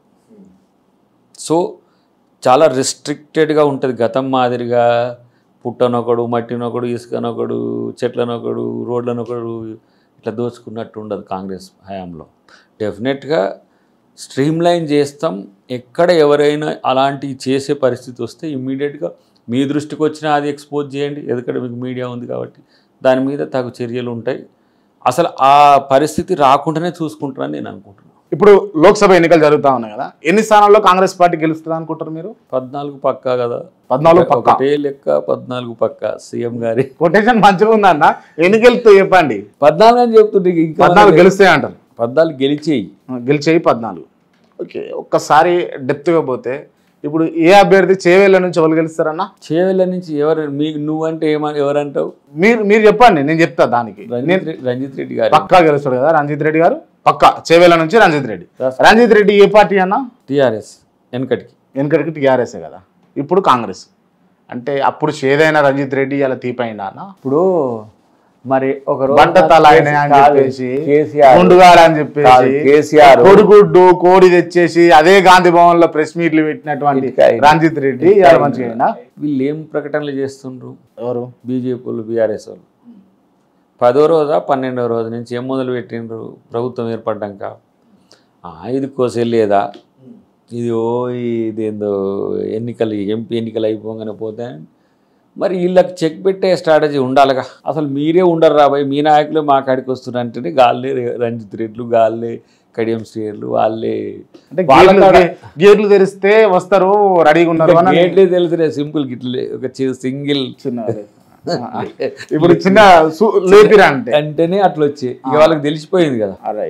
ఓకే అన్న, అంటే మామూలుగా మన ఇద్దరం జస్ట్ మాట్లాడుకున్నాం అన్న. ఈ గేట్లు అంటే బోన్లో ఉంటే కుక్కనో లేకపోతే పందులో లేకపోతే ఇంకోటి వాటిలో గేట్లు తెరుస్తారు. ఈ రాజకీయ నాయకులకు గేట్లు తెరిచేది ఏదన్నా? రాజకీయాలు ఇప్పుడు నువ్వు ఏమంటాము, గొంగడిలో కూర్చొని ఆ గొంగడిలో అన్నం వేసుకొని తినుకుంటే ఎంటుక లేనట్టున్నది. రాజకీయాలు మారిపోయినాయి మోడ్. ఎప్పుడు ఎవరు ఏ పార్టీలో ఉంటారు, అందరూ అద్దంకి దయాకర్లు ఉండరు బాస్ మీకు. అందుకని మీకు కొత్తగా అనిపిస్తుంది అద్దంకి దయాకర్ మోడల్ చాలా కొత్తగా అనిపిస్తుంది. సో ఈ రాత్రి టికెట్ రాకపోతే నెట్టేటో పోయేటోళ్ళు ఉన్నారు. కాబట్టి అలాంటప్పుడు ఇది సహజమైన రాజకీయ ప్రక్రియ అయింది. దీన్ని మీరు చర్చించినా కూడా దాన్ని పట్టించుకుంటారని. సరే, ఇప్పుడు బీఆర్ఎస్ పార్టీ నుంచి మీ పార్టీలకు వచ్చిన వాళ్ళంతా అవకాశవాదులే, అవసరం కోసం వచ్చిన వాళ్ళే. అవకాశవాదం అంటే మేము కూడా తీసుకున్నాం కదా, మేము తీసుకోకుండా వాళ్ళు వచ్చిండ్రా అంటే అవసరం మీద అవకాశమే వాళ్ళదే అవకాశం. నీ ఒపీనియన్ కానీ నేను మా అవసరం అంటున్నా. నేను గతంలో చాలా మంది కాంగ్రెస్ పార్టీ లీడర్లను అడిగినా, మిమ్మల్ని కూడా అడిగినా, మాకు ఉన్న అభ్యర్థులు సరిపోతుంది, మేము ఒక్కరిని కూడా డిస్టర్బ్ చేయం, మాకు అవసరం లేదు అని అన్నారు. మీరు గెలిచిన తర్వాత కట్ చేస్తే 1-2 నెలల పార్టీలకి. ఇప్పుడు హైదరాబాద్లో మనము ఏం తక్కువ చేసినాం క్రాంతి? మరి హైదరాబాద్ కాంగ్రెస్ ఏం తక్కువ చేసింది? మనకు హైదరాబాద్ రానప్పుడు హైదరాబాద్ లీడర్షిప్ డెవలప్ చేసుకోవడానికి ఒక ప్రయత్నం జరిగింది. అట్లనే కొన్ని ప్రాంతాల్లో జరిగినాయి. అంటే నేను అది పార్టీ నిర్ణయం కాబట్టి నాకు వ్యక్తిగతంగా అంటే అసలు లీడర్లే అక్కర్లేదు మాకు. ఎందుకంటే మేమే ఒక్కొక్క సీట్లలో 3-4. నేనేమంటా అంటే అన్న, కాంగ్రెస్ పార్టీ టికెట్లు ఇయ్యక అటు సత్తుపల్లి నుంచి బాగా తిరిగిండు మానవతరాయ్, ఈడ ఉప్పల్ నుంచి సింగిరెడ్డి సోమశేఖర్ రెడ్డి తిరిగిండు, బాగా తిరిగిరు వీళ్ళు. ఇంకా ఇట్లా లెక్క పెట్టుకోబోతుంటే చాలా మంది ఉన్నారు కదా. వాళ్ళందరినీ కూడా నిజంగా అంటే రేవంత్ రెడ్డి గారి ఇంట్లోనే చేసినట్టు కాంగ్రెస్ పార్టీ అంటే ఇల్లు అన్నట్టు ఫీల్ అయిన వాళ్ళందరూ కూడా చీకొట్టి కాంగ్రెస్ పార్టీని కాదని చెప్పేసి బీఆర్ఎస్ పార్టీకి లేకపోతే ఇంకో పార్టీకి పోయినారు కదా. వాళ్ళని తీసుకోవచ్చు కదా బీఆర్ఎస్ పార్టీలో. ఎందుకు? ఇప్పుడు మానవతరాయ్ వచ్చిండు, మొన్ననే జాయిన్ అయ్యిండు. నేనేమంటే రేవంత్ రెడ్డి గారి పని విధానం తెలిస్తే, ఆయన అర్థమైతే ఆయనను వదలరు. కాంగ్రెస్ పార్టీ తెలిస్తే, కాంగ్రెస్ పార్టీలో ఎందుకు ఉండాలనో వాళ్లకు అర్థమైతే కాంగ్రెస్ పార్టీని వదలరు. అవకాశవాదం కోసం పార్టీలు మారినప్పుడు తప్పు తెలుసుకుంటే వచ్చి జాయిన్ అవుతారు. కానీ అసలు అవసరమే లేదనుకున్న వాళ్ళు వెళ్ళిపోయినారు. చాలామంది నష్టపోయినారు, చాలా కష్టపడి. మీరు అన్నట్టుగా చాలా కష్టపడి అంటే అఫ్కోర్స్ వాళ్ళు అక్కడ బేస్ అయినారు. కానీ రాజకీయాల్లో అప్పుడప్పుడు అక్కడక్కడ ఇలా జరుగుతున్నప్పుడు దాని సమాధానంతో ఉండడం, అవకాశం తీసుకోవడమే చేయాలి తప్పితే ఏముంటుంది ఆ పార్టీలో పోతే. వాళ్ళని పిలవచ్చు కానీ మీరు ఈ రంజిత్ రెడ్డిని పిలిచే బదులు, లేకపోతే జితేందర్ రెడ్డి గారిని పిలిచే బదులు, లేకపోతే ఇంద్రకరణ్ రెడ్డి గారిని పిలిచే బదులు అటువంటి వాళ్ళని పిలవచ్చు కదా. అంటే ఎంతమంది వస్తున్నారు, కొంతమంది రాలేకపోతున్నారు, అది ఈగో సమస్య అనుకుంటా. అది స్వయంగా ముఖ్యమంత్రి గారు పిలవచ్చు కదా, టీపీసీసీ గారు పిలవచ్చు కదా. ఆల్రెడీ లోకల్ లెవెల్లో ఎక్కడికక్కడ జిల్లా ప్రెసిడెంట్లు లేకపోతే స్టేట్ జనరల్ సెక్రటరీస్ వాళ్ళు ఆయా స్థాయిల్లో ఎమికబుల్గా ఉన్న వాళ్ళని పిలుస్తున్నారు. మరీ విఘాతం కల్పి చీడికొచ్చి కూడా మళ్ళా విధ్వంసం సృష్టిస్తే మళ్ళదో పెద్ద సమస్య. సో పార్టీ విచారధార మీద ఉన్న వాళ్ళని ఎవరిని కూడా ఎందుకు ఇప్పుడు కేకే గారు లాంటి వాళ్ళని, దానం గారు లాంటి వాళ్ళని పిలుస్తున్నాం. మరి ఎవరు దేని మీద గెలిచిపోయిండు వారు, దేని మీద? ఇప్పుడు కేకే గారు ఇక్కడ రాజ్యసభ మెంబర్గా ఉండిపోయిండు అంటే ఆ రోజు పోయిన విధానం ఏంది అని కూడా ప్రశ్నించే పరిస్థితి ఉండదు ఇప్పుడు. ఎందుకంటే రాజకీయాల్లో ఇప్పుడు ఏ స్థితి వచ్చిందంటే మనం బలంగా ఉండడానికి దేనికైనా మనం వెనకాడొద్దనే స్థాయికి వచ్చింది. ఎందుకంటే అవతలోడు మంచిగా ఉంటే, రాజనీతితో ఉంటే మనం రాజనీతితో ఉండాలి.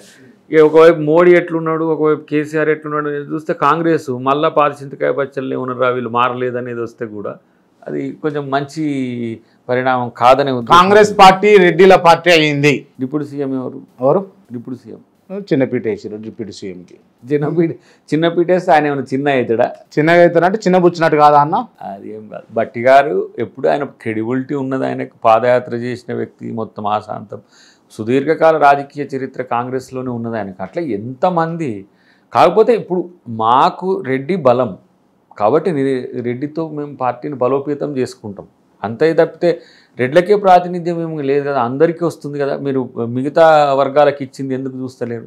మంత్రివర్గంలో ఎంతమంది ఉన్నారు రెడ్డి చెప్పండి? 12 మందిలో ఎస్సీ ఎస్టీ బీసీలకు అవకాశం ఇవ్వలేదా? అంటే టీఎస్పీఎస్సీ చైర్మన్గా మహేందర్ రెడ్డి గారిని పెట్టినారు కదా, అంటే తిట్టని తిట్టు అంటే ఒక రకంగా పింకు బట్టలు వేసుకో మహేందర్ రెడ్డి అని మాట్లాడినటువంటి రేవంత్ రెడ్డి గారు ఆయనే మళ్ళీ పెట్టుకుని కారణం ఏంది? రెడ్డి అనేనా లేకపోతే ఇద్దరు ముగ్గురు ఆ స్థాయి వ్యక్తుల్ని సంప్రదించినాం, వాళ్ళ యాక్సెప్టెన్స్ లేదు. ఫర్ ఎగ్జాంపుల్ మన ప్రవీణ్ కుమార్ గారు ఉన్నారు, ఆయన వద్దన్నాడు. కోదండరామ్ గారు ఆయన ఆల్టర్నేటివ్ నేను వేరే చేస్తా అన్నాడు. ఇంకా అట్లాంటి వాళ్ళని కొంతమందిని పరిశీలించినాం కానీ ఆయన దానికి ఒప్పుకోవడం ఒకటి. ఆయన బాధితుడే టీఆర్ఎస్లో. ఆయన బాధితుడు మీరు తిట్టిరా అప్పుడు? మరి కాదు, తర్వాత తెలిసింది కదా మాకు బాధితుడు కాదు ఇక ఆయన ఎంత సపోర్ట్, లేకపోతే జస్ట్ రెడ్డి ఈక్వేషన్ కలిసింది. నేనేమంటున్నా మన ప్రవీణ్ అన్న వచ్చింది అనుకో, ఎస్సీ ఈక్వేషన్ వచ్చు కదా. ఫర్ ఎగ్జాంపుల్ ప్రవీణ్ గారిని మీరు యూటిలైజ్ చేసుకోలే, మీరు ఆయన సమన్వయపరచలేదు, మీది ఆ ఎఫెక్ట్, మీదే ఆ డిఫాల్ట్. నేను నాకంటే అంటే నేను కూడా పర్సువేషన్లో ఉన్నా, బట్ నాతో సంప్రదింపులు ఉన్నాయి కానీ తన నిర్ణయాన్ని డిక్టేట్ చేసేది మా బాధ్యత కాదు, మా హక్కు కాదు. వారు నిర్ణయం తీసుకునేది ఉంటే పోయే ముందు కూడా నాతో కూడా మాట్లాడండి ప్రవీణ్ అన్న. అంతకంటే మిక్కిలి ముఖ్యమంత్రి గారే పర్సువేషన్లో ఉన్నారు కానీ వారు ఎందుకో కాంగ్రెస్ పార్టీ ఆలోచన. తర్వాత చాలామంది పెద్దలు కూడా వారిని ఆహ్వానించారు. మేము అంటే నాట్ ఓన్లీ సీఎం అండ్ ఆయన దగ్గర వాళ్ళే కాకుండా మిగతా పెద్దలు కూడా సంప్రదించినా కూడా ఆయన అంటే నాది ఒక ప్రస్తావన కూడా తెచ్చిండు. దయాకర్ లాంటి వాడు ఇట్లా కొట్లాడుతున్నాడు, కొట్లాడితేనే ఏం అవకాశం ఇవ్వట్లేరు, మరి నాకెట్లుంటుంది అంటే నాది డిఫరెంట్ ఇష్యూ. కాంగ్రెస్ పార్టీలో నాది డిఫరెంట్ ఉంటుంది, మీకు ఆ సమస్య ఉండదు. నేను అంటున్నా ఆయన వస్తే ఇక్కడ చాలా మంచి ప్రాధాన్యత ఉండేది. ముఖ్యమంత్రి గారు మొన్న కూడా ఒక మీటింగ్లో చెప్పింది, వారిని ఆహ్వానించింది కూడా అందుకే. ఎందుకంటే సొసైటీలో ఎదిగిన దళిత, గిరిజన, ఆదివాసీ లేదంటే బీసీ నాయకత్వం ప్రజలకు మరింత ఎక్కువ ఉపయోగపడాలనేది మా ఆలోచనగా ఉంటుంది. అంత ఆలోచన ఉంటే అద్దంకి దయాకర్ కంటోన్మెంట్ నుంచి ఎమ్మెల్యేగా ప్రకటించుంటే బాగుంటుండే కదా. నాకు అడిగి లేకపోతే వరంగల్ ఎంపీగా అద్దంకి దయాకర్ను ప్రకటించుంటే బాగుంటుండే కదా. పక్క పార్టీలో ఉన్నటువంటి వేరే పార్టీలో ఉన్నటువంటి ప్రవీణే ఎందుకు కావాలి అని అంటే ఏం చెప్తారు? దయాకర్ను దేని కొరకు వినియోగించాలనుకుంటుండ్రు? నేనేమంటున్నా నా దానికి వచ్చే వరకు సమాధానం చెప్పలేకపోతున్నా కానీ ఎన్నిటిని మనం పక్క పార్టీలైనా ఇంటర్నల్ పార్టీస్లైనా మనం ఎంతమందిని అకామిడేట్ చేసుకోలేదు. అన్నిటికంటే ముఖ్యంగా ఏంటంటే కొన్ని సందర్భాల్లో కొంతమంది వ్యక్తులు యాప్ట్ అవుతారు. ఆ యాప్ట్ అయిన వ్యక్తులు యాక్సెప్టెన్స్ లేకపోతే సమస్య వస్తున్నాయి. ఇంకా మంచి వాళ్ళని పెట్టాలని కొన్ని ప్రాంతాల్లో ఉండే. ఇప్పుడు దయాకర్ని కంటోన్మెంట్ పెట్టడానికి అసలు ఆయనకు సమస్య లేదు ముఖ్యమంత్రి గారికి. కానీ అక్కడ ఏమైంది, మొన్ననే గణేష్ బీజేపీ మన దగ్గరికే వచ్చిండు, మన దగ్గర నుంచి సీట్ ఆశించిండు కానీ మనం గద్దర్ గారి కూతురికి ఇచ్చినాం. ఆ క్రమంలో ఆయన కొంచెం మనస్తాపంతో షిఫ్ట్ అయ్యిండు. సో అక్కడ సెకండ్ క్యాండిడేట్గా ఉన్నాడు. అసలు బీజేపీకి క్యాండిడేటే లేకుండా వ్యూహం కూడా ఒకటి ఉన్నది కదా, చేస్తే బాగుంటుంది. నాది ఎప్పుడైనా దయాకర్కి ఏదైనా ఇవ్వచ్చు, ప్రతి దాంట్లో నా పేరు రావడం వల్ల అదొక పెద్ద పంచాయతీ. మీ థంబ్నెయిల్స్ అన్నీ కూడా ఇప్పుడు దీంట్లో దయాకర్ దేన్ని వదలలే. కాబట్టి ఇప్పుడు నా విషయాన్ని ఒక్కదాన్ని కొంచెం పక్కన పెడితే మిగతా అంశాలు కొత్త వాళ్ళని కొత్త రీతిని. ఇప్పుడు అనిల్ కుమార్ యాదవ్కి ఎంపీ ఇచ్చినాం, ఒక ఒక ఒక రిమార్కబుల్ చేంజే కదా అది.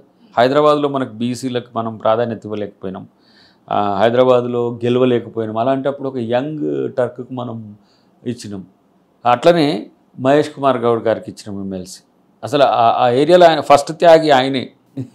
నాకంటే ముందు అందరు నన్ను అంటారు, కానీ ఆయన సీఎం గారి కోసం అని చెప్పేసి షబీర్ అలీ గారికి వారి టికెట్ ఇచ్చి కూల్గా కూర్చున్నాడు. ఇప్పుడు మనవాడు వెంకట్ కూడా ఎమ్మెల్సీ ఇచ్చిండు, ఊరికేనే ఏమి ఇవ్వలే వాళ్ళకు. దయాకర్ కంటే ఎక్కువనా తక్కువ త్యాగం చేసి ఆ విషయం పక్కన పెట్టు. నేను నా క్వశ్చన్ అదే ఏమైనావు కదా, రేపు దయాకర్కు ఆ స్థాయి నుంచి ఇంకా మంచి ఇవ్వచ్చేమో. సరే, నేను మళ్ళీ ఇందాక అడిగినా ఇప్పుడు అడుగుతున్నా, అన్న సిచ్యువేషన్ వచ్చింది కాబట్టి అద్దంకి దయాకర్ హోంమంత్రి అవుతాడా? అది ముఖ్యమంత్రి గారి ఇష్టం. అద్దంకి దయాకర్ హోంమంత్రి అవుతాడా? అది కంప్లీట్గా పార్టీ ముఖ్యమంత్రి గారి డిస్క్రిషన్. నేను ఏమైనా కాకపోయినా నేను గవర్నమెంట్లో ఉన్నట్టుగానే నేను ఫీల్ అవుతున్నా కాబట్టి మా టాస్క్ కంప్లీటెడ్. ఏంటిది? ఈ రాష్ట్రంలో కేసీఆర్ పాలన కొనసాగితే ప్రజలు సమస్యల్లో ఉంటారు. అది కొనసాగొద్దంటే కాంగ్రెస్ ప్రభుత్వం రావాలి. వచ్చింది. దాంట్లో దయాకర్ రోల్ ఎట్లుంటుంది అనేది పార్టీ తీసుకుంటుంది, వాళ్ళు తీసుకుంటారు. కానీ ఇక్కడ ఒకటి కండిషన్స్ అప్లై.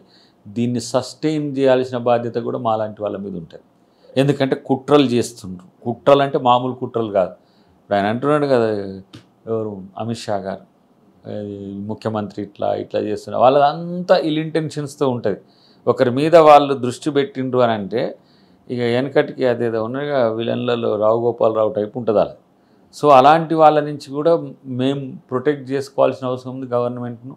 మేము ప్రజలతో కలిసి కొట్లాడే రోజులు ఉంటాయి భవిష్యత్తులో. పుసుక్కున బీజేపీ వస్తాయి. కాబట్టి ప్రభుత్వం పార్టీ రెండు కన్నులు లాంటివి అయితే ప్రజలు అసలు టార్గెట్గా పనిచేయాల్సిన అవసరం ఉంటుంది. దయాకర్ని ఎంతసేపు మీరు చూస్తున్నది ఏంటంటే దయాకర్ ఓన్లీ తన కెరీర్ను ఒక ఎమ్మెల్యేతోని, ఎంపీతోని, ఒక పదవితోని ఫుల్ఫిల్ చేసుకుంటాడు అని. కాబట్టి నేనేమంటున్నంటే దయాకర్ ఎప్పుడు కూడా ప్రజల కోసం ఉంటాడు. మీరు చూస్తారు నా మిషన్ ఇంకా అది, నేను ఎప్పుడు కూడా అటువైపు పోలే. ఇప్పుడు సపోజ్ ఎగ్జాంపుల్ చెప్తున్నా మీకు, దయాకర్ని ఇంకా కొన్ని రోజులు ఉంచితే ఏం చేస్తాడు, ఇట్లని ఖాళీగా ఉంచితే. దయాకర్ రేపు చట్టసభల్లో ఓబీసీలకు రిజర్వేషన్ల కోసం దేశవ్యాప్తంగా తిరుగుతాడు. ఇది దయాకర్ మిషన్. నా లైఫ్ మిషన్లో ఏమున్నాయి అనేది ఎవరు చూస్తలే.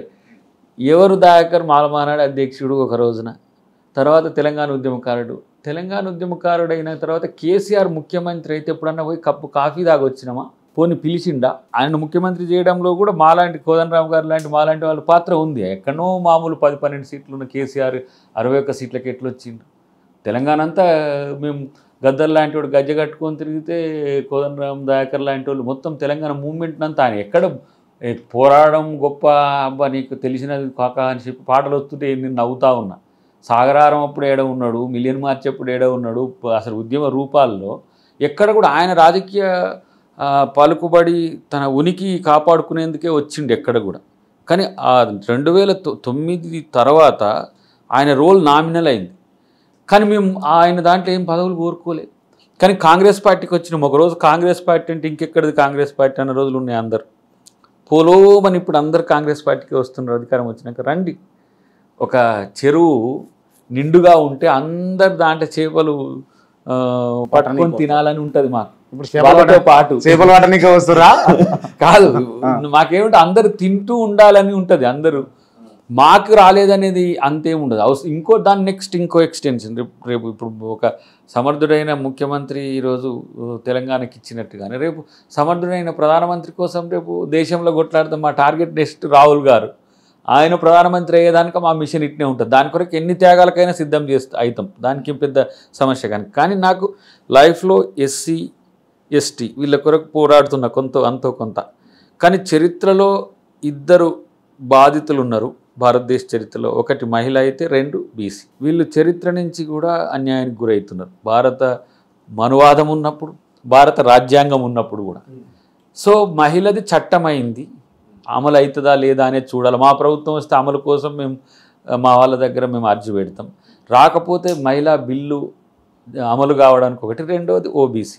ఈ ఓబీసీ అనేది ఎందుకు చాలామంది దయాకర్ ఏంది ఓబీసీ కొట్లాడుతూ అంటాడు ఏందని. ఓబీసీలు అందరూ ఏకం కావాలి. ఏకమై చట్టసభలో రిజర్వేషన్ల కొరకు మీరు పోరాడాలి. మీరు పోరాడడానికి మాలాంటి వాళ్ళం పోరాడితే మీరందరూ కలుస్తారు అనేది నా అభిప్రాయం. ఇది ఒక్కటే వారికి బీసీకి నా యొక్క కోరిక ఏంటంటే మీరు ముందు నడిస్తే మేము బ్యాక్ బెంచ్లో కూర్చొని మేము వెంట ఉండి సహకరిస్తాం, మీరు రాకపోతే మేము ముందుండి మిమ్మల్ని వెనక్కి తెచ్చేటట్టు చేస్తాం, తర్వాత మిమ్మల్ని ముందు పంపించి మేము వెనక్కి వస్తాం. ఎందుకు ఈ మాట అంటున్నంటే ఏ జాతి అయినా రాజకీయ మనుగడ లేకపోతే చరిత్రలో అంతరించకపోయింది, చరిత్ర లేకుండా పోయింది. కాబట్టి రేపు నా మిషన్ మీరు ఒక పదవి ఇవ్వలేదు దయాకర్ కానీ అంటే దయాకర్ ఏం చేస్తాడు, ఆ ఖాళీ టైంలో ఇది చేస్తాడు. ఇంకా అంతకంటే మిక్కిలి చాలా ప్రోగ్రాంలు ఉన్నాయి, 1-2 సినిమాలు సినిమాలు ఉన్నాయి, అవి చేసుకుంటా మంచిగా కొంచెం స్లిమ్ అయిపోయి ఏదో అవకాశం ఇస్తట్టుంది. రైట్, సినిమా అన్నారు కాబట్టి బొమ్మక్ మురళి గారి ప్రొడక్షన్లో మీరు సినిమా తీసిరు కదా, ఏమైపోయింది సినిమా? సెన్సార్ ఇస్తలేరు ఇప్పుడు ఎలక్షన్ టైం, అసలు అది ఇప్పుడు రిలీజ్ కావాలి. మేబీ ఓటీటీకి అవుతుండొచ్చు, ఈ వారం రోజులు ఏమన్నా అవుతుండొచ్చు, ఓటీటీలో మేబీ వచ్చే అవకాశాలు ఉన్నాయి. అవకాశం ఎన్ని ప్రయత్నాలు చేస్తున్నాను దాని కొరకు. కంప్లీట్ అయింది ఆఫ్టర్ నేను అనుకుంటా 6 months నుంచి. సీఎం గారు చూసారా సినిమా? సీఎం గారు చూడలే, ఇంకెవరు చూడలే. దాని ట్రైలర్ కూడా ఏం రిలీజ్ చేయలేదు, కానీ ఇప్పుడు రిలీజ్ కావాలి. యాక్చువల్గా దిస్ ఈజ్ ద టైం, చూడాలి ఏమవుతుంది. అంటే దాన్ని మనం ప్రచారం చేసి సినిమా మాదిరిగా ప్రచారం చేసేది కాదు, పోస్టర్ రిలీజు, ట్రైలర్ రిలీజు, దాంట్లో సీన్లు లేకపోతే లీకులు ఇట్లా ఇచ్చేది కాదు. అది కొంచెం సొసైటీ పొలిటికల్ సోషియో పొలిటికల్. నేను కూడా చూసిన సినిమా, కొంచెం చూసి చాలా బాగున్నది. చాలా అది సమస్య అవుతుంది ఇప్పుడు. దాని రిలీజ్ అనేది మేబీ 11లోగా కావాలి, అయితే ఓకే. తర్వాత వర్షన్ చేంజ్ అవుతుంది, ఒకవేళ ఎలక్షన్స్ అయిపోయాక అయితే లాస్ట్ క్లైమాక్స్లు కొన్ని చేంజ్ అవుతాయి. బట్ అది కంప్లీట్గా ఎవర్ గ్రీన్గా ఉండే సబ్జెక్ట్, అది మీరు కొంత చూసిండ్రు కాబట్టి తెలుసు నీకు. అయితే దీంట్లో ఏమవుతుందంటే సెన్సార్ ఒక ఇష్యూ అయితే థియేటర్స్ పొలిటికల్ డిస్టర్బెన్స్ ఉంటుంది కొంచెం, వాళ్ళు భయపడతారు. ఇక నేనే డిస్ట్రిబ్యూటర్గా మారాల్సి వస్తుంది. ఇక అందుకని మురళి గారు చాలా ప్రయత్నం చేస్తారు పాపం. దాదాపు నాకు తెలిసి ఒక 5-6 రాష్ట్రాలు, నేను కూడా ముంబై తర్వాత చెన్నై, వాళ్ళు ఎవరు మన సన్ వాళ్ళని కొంత పర్సువేషన్ ఉంది. వస్తే పాన్ ఇండియా సినిమా చేస్తారా? ఇది పాన్ ఇండియా చేస్తారా? 5 languages కదా, అది 5 languages. నువ్వు చూసిన దాంట్లో లాస్ట్ క్లైమాక్స్ని కొంచెం చేంజ్ చేసి ఇంకో చేయాలి, ఇక అంతే. ఎందుకంటే ఇప్పుడైతేనేమో ఇంకా చాలా బాగుంటుండే అని అంటే అసలు కరెక్ట్గా ఇప్పుడు జరుగుతున్న పరిణామాలన్నీ కూడా సేమ్ అయ్యే ఉన్నాయి, సిచ్యువేషన్ తగ్గట్టు ఉంటుండే. నువ్వు చూస్తే ఇప్పుడు సేమ్ రిజర్వేషన్స్, మను సిస్టమ్ ఇదంతా ఉంటుంది కాబట్టి కొంత చూడాలి. అది ఎప్పటికైనా పనికి వచ్చేదే, కాకపోతే కొత్తగా ఉండే అది. కానీ ఇప్పుడు ఇది అవసరం రిలీజ్ అయ్యేది, కానీ కాకపోవడం వల్ల కొంత ఇబ్బందులు. ఇప్పుడు అది సినిమా రిలీజ్ అయితే మీకు కూడా మంచి మంచి అవకాశాలు వస్తుండే కావచ్చు. ఇప్పటికి ఉన్నాయి, కానీ ఇప్పుడు నాన్ సీరియస్ అయిపోద్ది పొలిటిక్స్లో. దాకా సినిమాలకు వెళ్ళిపోయాడు, సినిమాలకి ప్యాషన్ ఉన్నదా మీకు సినిమాలలో పోవాలి? దీన్ని తీసినాక ఇప్పుడు ఇది ఇంత సామాజిక ప్రయోజనం ఇచ్చేది తీసినాక ఒక మిత్రుడు చెప్పిండు నాకు, భీమ్ బోస్ మీన్స్ అంటే అంబేద్కర్, సుభాష్ చంద్రబోస్ సెకండ్ వరల్డ్ వార్లో వాళ్ళ రోల్స్ జర్మనీకి ఇటు ఇంగ్లాండ్కు అనేది ఒక లైన్తో ఒకటి అనుకుంటే అది అట్లాంటివి వస్తే మాత్రం చేయొచ్చు. అంటే దాంట్లో సోషల్ అవేర్నెస్ గురించి అంతేగా. సోషల్గా కూడా ఇప్పుడు దళపతి తీస్తే ఎట్లా ఓకే చూసినట్టు కర్ణుడు, అర్జునుడు, అది మన దుర్యోధనుడు మాదిరిగా అట్లా. అంటే ఇప్పుడు రావణ్ అనే సినిమా కూడా ఉంది, రామాయణమే అది. అట్లా ఇది చరిత్ర, జరిగిన చరిత్ర సెకండ్ వరల్డ్ వార్లో. ఇట్లాంటివి కొన్ని ఎపిక్స్ ఏంటంటే సమాజాన్ని చైతన్యవంతం చేస్తూ ఒక వీర లక్షణాలతో ఉండాలి. కానీ ఇక సినిమా తీసి పోయిండు, ఈడ ప్రేమించి కాదు, ఈడ ప్రేమించి అమెరికాలో డ్యాన్సులు వేసి మనకు నడవవు కదా, అది మన టైప్ కాదు. కాబట్టి కొంచెం సోషల్ మెసేజ్ ఉండాలి. హీరోయిక్గా ఇండియన్ హిస్టరీలో చాలామంది ఉన్నారు అట్లా. ఇప్పుడు నేను Subhash Chandrabose extreme right, Ambedkar extreme left, means ఆయన విధానం వేరు. కానీ 2 minds, Indian minds second world వార్లో పనిచేసినాయి. అట్లాంటివి మనం చెప్పుకోవడం చేత కాదు. కాల్పనికథలు చెప్పేసి వాడు అక్కడుండు, వీడు ఇక్కడుండు, వాడేవాడో కూడా తెలియదు. అంబేద్కర్ అన్నారు కాబట్టి అడుగుతా ఉన్నా, మొన్న అంబేద్కర్ జయంతి అప్పుడు ముఖ్యమంత్రి గారు 125 అడుగుల అంబేద్కర్ ఉన్నది, 127 అడుగుల అంబేద్కర్ కేసీఆర్ పెట్టింది. దానికి పూలమాల ఎందుకు వేయలేదన్నా? అట్లీస్ట్ అంటే గజమాల నన్ను వేసి ఉండేది. ఎట్లా ఏమైనా వ్యవస్థ ఉందా అంటే ఏదన్నా ఏముందన్నా క్రేన్ తెచ్చి పెట్టిస్తే అయిపోతుంది. అది పోయే ముందు నేను సీఎం గారు కలిసి పోయినాము, పోయేటప్పుడు నేనే తనతో కార్లో వెళ్ళిన. అయితే అక్కడ డిస్క్రీటెడ్గా చాలా పాపులేషన్ ఏమంటారు చాలా మంది ఉన్నారు. అది అసలు దాని కొరకు మనం ఆలోచించలే. ఎప్పుడైనా ట్రెడిషన్ ఏంటంటే అంబేద్కర్ ట్యాంక్ బండ్ అనేది మన ముఖ్యమంత్రులు వేసే ట్రెడిషన్. ఈడనేమో మీటింగు దాని వ్యవస్థ నడుస్తూనే ఉంది ఈడ, ఏది టెంట్లు వేసేదంతా. దీనికి వేయాలన్నా దానికి వేయాలంటే దానికి వేసే స్కోప్ ఉండదు, లేదు. అది మనం తయారు చేయాలి. ఇప్పుడు ఏదైనా ఆ రోజు కన్నా జయంతికి వర్ధంతి కన్నా ఒక క్రేన్ను తయారు చేసి మనం పైకి పోయి తన తలకాయ దగ్గరికి పోయి దండేసేటట్టు ఒకటి తయారు లేకపోతే కేసీఆర్ అంత క్రెడిబిలిటీ పోతుంది. కేసీఆర్ కట్టినటువంటి అంబేద్కర్ విగ్రహానికి రేవంత్ రెడ్డి వచ్చేసి ముఖ్యమంత్రి చేసిన మాల అన్న పేరు వస్తానే లేదా? రేవంత్ రెడ్డి గారికి ఆ బేసి జాలి లేవు.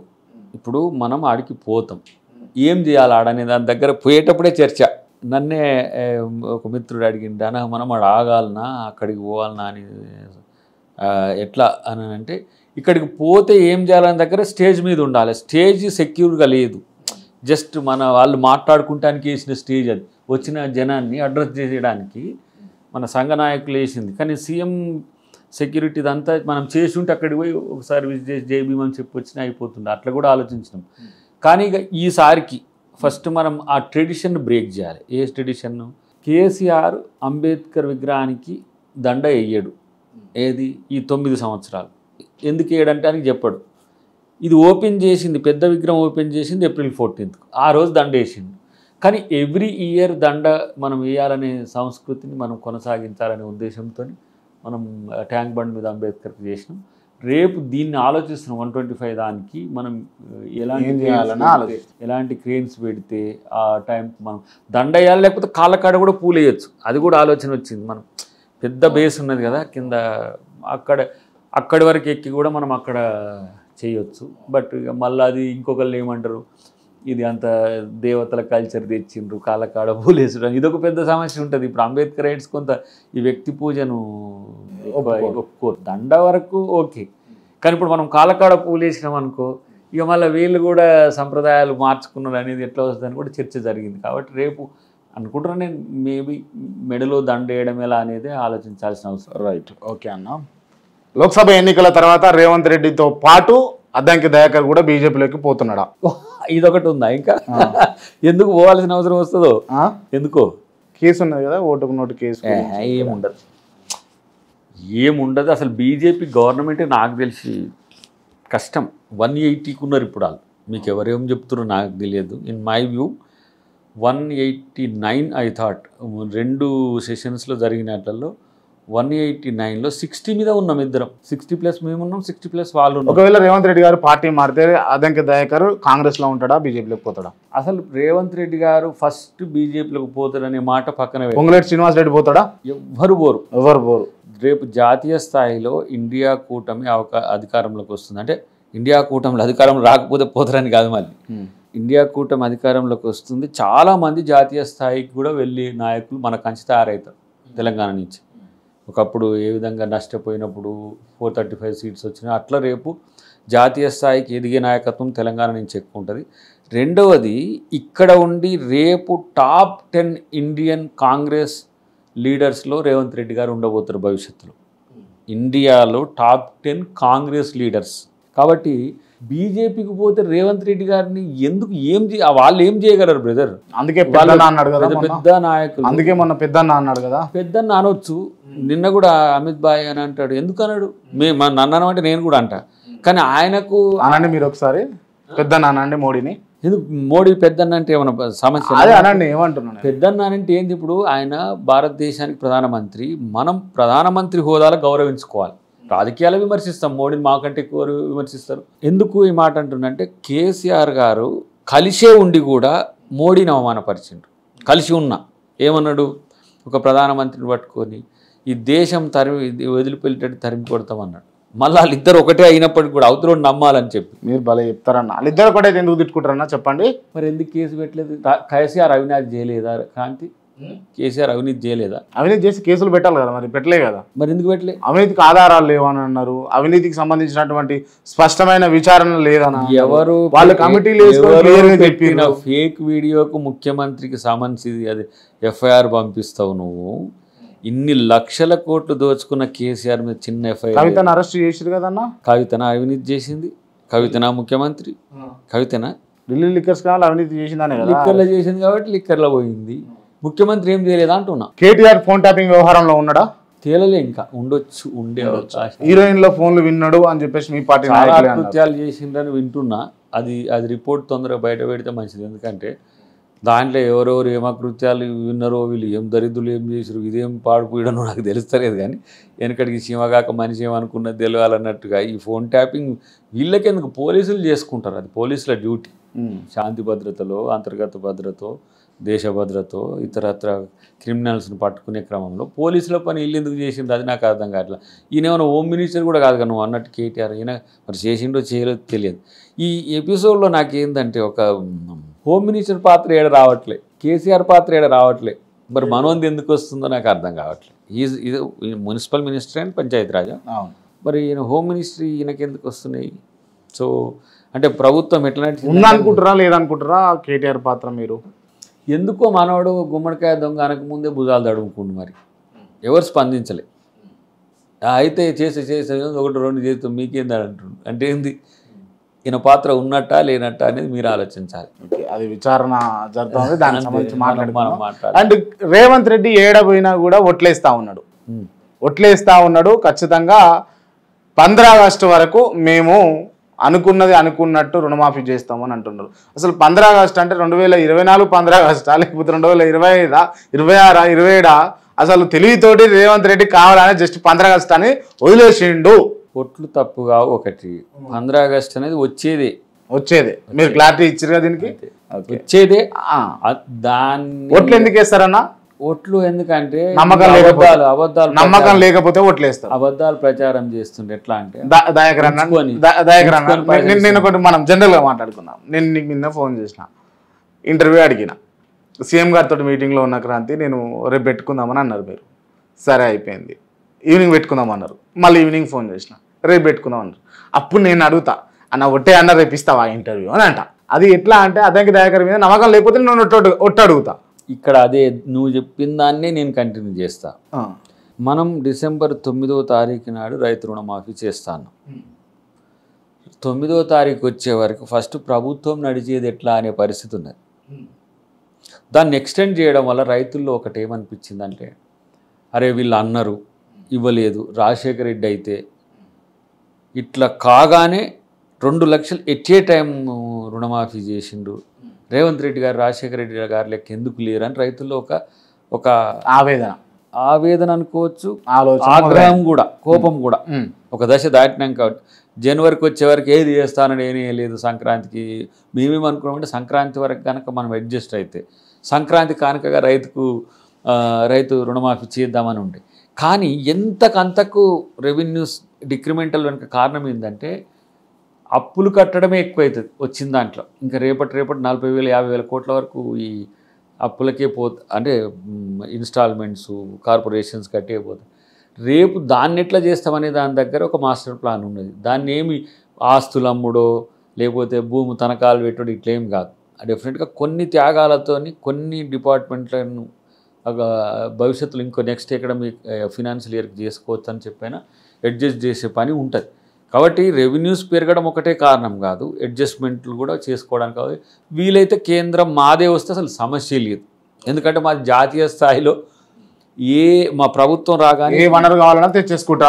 జాతీయ స్థాయిలో మా ప్రభుత్వం వస్తే దేశం మొత్తం మీద 2 లక్షలు ఏడుకొనేసారి రుణమాఫీ, అది జాతీయ ప్రభుత్వం విధానం. కానీ ఏ రాష్ట్రంలో అధికారం వచ్చినా అదే పద్ధతి ఉంది మాది. ఇప్పుడు మీరు ఛత్తీస్గఢ్ వచ్చింది, మీరు చూడండి 1920 ఆర్థిక సంవత్సరం ఛత్తీస్గఢ్ చూడండి. రాజస్థాన్ వచ్చింది, సంబంధమే లేదు, అది డిమాండ్ అంతే. డిమాండ్ అంటే మా విధానం. ఏ రాష్ట్రంలో కొత్తగా ప్రభుత్వం అధికారంలోకి వచ్చినా 2 లక్షల రుణమాఫీ చేయడం అనేది ఉంది. జాతీయ స్థాయిలో వస్తే అంటే అన్ని రాష్ట్రాల్లో కూడా ఎట్ ఏ టైం 2 lakhs చేస్తారు. కాబట్టి అప్పుడు మాకు రిలీఫ్ వస్తుంది అని మేము అనుకుంటున్నాం. రాకుంటే మేమే పే చేయాల్సి వస్తుంది. ఓకే అన్న, అద్దంకి దయాకర్కు పదవి రాదు, పదవి ఇయ్యరు. ఫైనల్ క్వశ్చన్, ఏంది అద్దంకి దయాకర్ పరిస్థితి ఏంది? పదవి రాదు అనేది అస్సలే లేదు. అద్దంకి దయాకర్ను లైట్ తీసుకో, పదవి లేదు ఏం లేదు, నన్ను టార్చర్ చేస్తా ఉన్నాడు కోమటిరెడ్డి వెంకరెడ్డి అని రేవంత్ రెడ్డి మీతో అన్నాడు అనుకో, మీ పరిస్థితి ఏంది? ఇక మంచిగా 2028 వరకు ఏదో నియోజకవర్గం చూసుకొని 2028లో మళ్ళీ పోటీ చేసి గెలుచుకుంటాం. మీకు టికెట్ ఇస్తారు అనుకుంటారా అప్పుడు కూడా? పూర్ణీయం అంత బలమా? ఆ? అంత బలమా లేదనుకుంటారా మీరు కోమటిరెడ్డికి అంత బలం? కోమటిరెడ్డి అనే విషయాన్ని చెప్పినా కానీ మీకు ఆయన భుజం మీద, సరే ఆయన భుజం మీద గన్ను పెట్టి కాలుస్తున్న ఆయనకు అంత బలం లేదనుకుంటారా? ఎవరికి ఉండదు. ఇప్పటికీ నేను ఆడ డిస్ప్లేస్ అవ్వడం అనేది పార్టీకి సమస్య అవుతుంది, అది ఫీల్ అవుతున్నా నేను ఆ రోజు కూడా కొంతమందితో చెప్పిన, నన్ను ఒకవేళ తుంగతుర్తి మార్చాల్సి వస్తే నన్ను అకామిడేట్ చేయడానికి ఇబ్బంది అవుతుందని కూడా చెప్పిన. ఆ రోజే చేయొచ్చులే, ఏదో చేయొచ్చు అన్నట్టు. అందుకనే ఇప్పుడు నాది కాదు సమస్య, దయాకర్ సమస్య నాది కాదు, దయాకర్ సమస్య పార్టీ చూసుకుంటుంది. పార్టీ ఇంకా ఆగమంటే హాయిగా ఆగడానికి ఉన్న ఓపిక ఉంది. ఇప్పుడు నేను బుద్ధుని చిన్నతమ్మున్నై తిరుగుతున్నా, ఓపిక సహనానికి నేనే బ్రాండ్ అంబాసిడర్ అయినా. ఒకప్పుడు నువ్వు అన్న 5 బ్రాండ్ అద్దంకి దయాకర్, ఇప్పుడు సహనానికి మరో ఆగిపోయిందా? మొన్న ఎవరో మిత్రుడు పెట్టిండు అన్నాడు, తమిళ బాగున్నది, అగ్నిగుండంలో పేలి అద్దంకి మంచుగడ్డలా ఎందుకు తయారైంది. This is party. ఇన్నవా? ఫైర్ కావాలన్నప్పుడు ఫైర్ కావాలి, మంచుగడ్డలా ఉండాలన్నప్పుడు మంచుగడ్డలు ఉండాలి. అదే లైఫ్ కదా, ఎప్పుడు ఎగిరితే ఉంటుంది. ఎగరడం వల్ల ఇప్పుడు ప్రభుత్వంలోకి రావాలి, అధికారంలోకి రావాలి కాబట్టి నాలాంటి వాడు కేసీఆర్ మీద కొట్లాడితే, రేవంత్ అన్న లాంటి వాడు మొత్తం పార్టీని అంతా స్ట్రీమ్ లైన్ చేస్తే, ఇంకో 10 మంది దాని గురించి కొట్లాడితే ప్రభుత్వంలోకి వచ్చినాం. ఇప్పుడు నేను ఎవరి మీద కొట్లాడాలి? రేవంత్ రెడ్డి గారి మీద నేను ఎందుకు కొట్లాడతా? మాకు అనుకున్న ప్రభుత్వం వచ్చి ఇప్పుడు అయితే ఒకవేళ రేపు మోడీ మీద కొట్లాడేది ఉంటుంది, మా ప్రభుత్వం వచ్చింది అనుకో, మై రోల్ ఈజ్ మంచుగడ్డ ఓన్లీ. అవకాశాల కోసం చూసుకుంటా. ఎన్ని రోజులలో వస్తున్నా? Final question. 1 ఇయర్ వరకు ఉన్నాయి అంటే పోస్టులు లేవు ఇప్పుడు ఈ మీన్ టైంలో. ఒక మిగతాయి కూడా ఇచ్చినాయి, 2 గవర్నర్ ఎమ్మెల్సీస్ కోదండరామ్ గారికి, అలీ గారికి ఇచ్చిండ్రు. మన మల్లన్నకి పట్టభద్రులు ఎమ్మెల్సీ. మల్లన్న ప్రస్తావన వచ్చింది కాబట్టి మల్లన్న గెలుస్తాడా అన్న? డెఫినెట్ గెలుస్తాడు. కావాలని గెలవద్దనే పట్టభద్రులు ఎమ్మెల్సీ 100% గెలుస్తాడు. అందరిని తిట్టిండు, ఆవాలని కక్ష కట్టి మల్లన్నకు అది పట్టభద్రులు తెలివికి వచ్చిర్రు. అటు బీజేపీలో దొంకిండు, ఇటు కాంగ్రెస్ లో దుంపిండు, ఒకసారి ఎటు పడితే అటు దుంకిండు, కావాలని అది ఇచ్చేసిర్రు అని అంటారు బయట. ఒకటి, కాంగ్రెస్ పార్టీకి తను చేసిన కృషి నాకు వ్యక్తిగతంగా తెలుసు, రేవంత్ రెడ్డి గారికి తెలుసు. రెండవది, సమాజం కొరకు మల్లన్న చేసింది నాకు ఎరక. మూడవది, మీడియాలో ఒక సంచలనమే కదా మల్లన్న. డెఫినెట్గా ఆయనకు ప్రజలకు ఆయన పట్ల మంచి ప్రేమ ఉంది. నాలుగవది, పార్టీ బలంగా ఉంది. ఏది? నల్గొండ, ఖమ్మం, వరంగల్. సో మాకు అది సమస్య కాదు. ఇంకోటి ఏంటంటే, గతంలో ప్లేస్ 2లో వచ్చి ఓడిపోయిండు. అప్పుడు కోదండరామ్ గారు ఉన్నప్పుడు కూడా ప్లేస్ 2లో వచ్చాయి. సో ఇప్పుడు ఆయనకు నల్లేరు మీద నడకని మేమందరం కూడా మంచిగా సహకరిస్తాం. అన్నిటికంటే ఎక్కువ ఏంటంటే, మల్లన్న లాంటి వాడు, లేదంటే మీడియా నుంచి జర్నలిస్టులుగా ఉండి సామాజిక అవగాహన ఉన్న మీలాంటి వాళ్ళందరూ రాజకీయాల్లోకి రావాలి. ఎందుకు ఈ చైతన్యాన్ని ఇక్కడికే పరిమితం? ఎందుకు? నీ తర్వాత వీళ్ళు అవుతారు, నీ స్థాయికి వీళ్ళు వస్తారు. అప్గ్రేడ్ అయ్యడం నా దృష్టిలో ప్రతి ఒక్కరు రాజకీయం కాంగ్రెస్ పార్టీకి వస్తే నేను వద్దంటానా? థ్యాంక్ యూ అన్న. నమస్తే, థ్యాంక్ యూ. కానీ ఇంటర్వ్యూ క్లోజ్ చేసే ముందు నేను కొన్ని ప్రశ్నలు అడుగుతా, వాటికి సంబంధించి 1 వర్డ్ ఆన్సర్ ఇవ్వాల్సి ఉంటుంది మీరు. రేవంత్ రెడ్డి ఒక మంచి నాయకుడు. కేసీఆర్ తన గురించి తను తెలుసుకోకుండా నష్టపోయిన నాయకుడు. కేటీఆర్ ఇంకా మెచ్యూరిటీని పెంచుకోవాల్సిన మిత్రుడు. హరీష్ రావు అవకాశమే కాకుండా మరింత రాటుదేలాల్సినోడు. కోమటిరెడ్డి వెంకటరెడ్డి చాలా మంచి పదవి రావాల్సినోడు. కోమటిరెడ్డి రాజగోపాల్ రెడ్డి భవిష్యత్తు ఉన్నోడు. సీతక్క శివంగి. బండి సంజయ్ విధి వంచితుడు, మంచి నాయకుడు. ధర్మపురి అరవింద్ ఎదగాల్సిన వాడు, చూడాలి. ఈటెల రాజేందర్ నిర్ణయాల్లో తడబాటు. అమిత్ షా భవిష్యత్తు నాదే అనుకుంటున్న నాయకుడు. మోదీ అయిపోయిన నాయకుడు. మందుల సామిల్ అదృష్ట జాతకుడు. చామల కిరణ్ కుమార్ రెడ్డి రేపటి లీడర్. బిర్లా ఐలయ్య బడుగుల నేత, భవిష్యత్తు. అద్దంకి దయాకర్ సమాజానికి మరింత ఉపయోగపడాల్సినోడు. క్రాంతి భవిష్యత్ జర్నలిస్టుల్లో మోడల్గా ఉండాల్సినోడు. ఉత్తమ్ కుమార్ రెడ్డి జాతీయ స్థాయిలో మరింత రాణించబోతున్న నేత. జగ్గారెడ్డి రేపటి కాంగ్రెస్ నాయకుడు. ఓకే అన్న, ఇప్పుడు నేను సెంటెన్స్ చెప్తా, దానికి సంబంధించి only say yes or no. KCR ఓడిపోయిండు, 10 ఏళ్ళు పాలించి ఇప్పుడు సింపతి ఉంది. లోక్సభ ఎన్నికలు రిజల్ట్స్ మొత్తం కేసీఆర్కు బీఆర్ఎస్కు పాజిటివ్గానే వస్తాయి. No. Addanki Dayakar failure leader. No. Addanki Dayakar successful leader. Yes. Revanth రెడ్డిది రెడ్డిల పాలన. నో. కాంగ్రెస్ పార్టీ అద్దంకి దయాకర్ను తొక్కేస్తుంది. నో. రేవంత్ రెడ్డి వెంకరెడ్డి అద్దంకి దయాకర్ను తొక్కిర్రు. నో అద్దంకి దయాకర్ ఫ్యూచర్లో పదవి పొందలేడు. నో కేసీఆర్ చాలా మంచోడు. నో రేవంత్ రెడ్డి చెడ్డోడు. నో అద్దంకి దయాకర్ చాలా మంచోడు. Yes thank you so much అన్న. Thank you గ్రాంతి.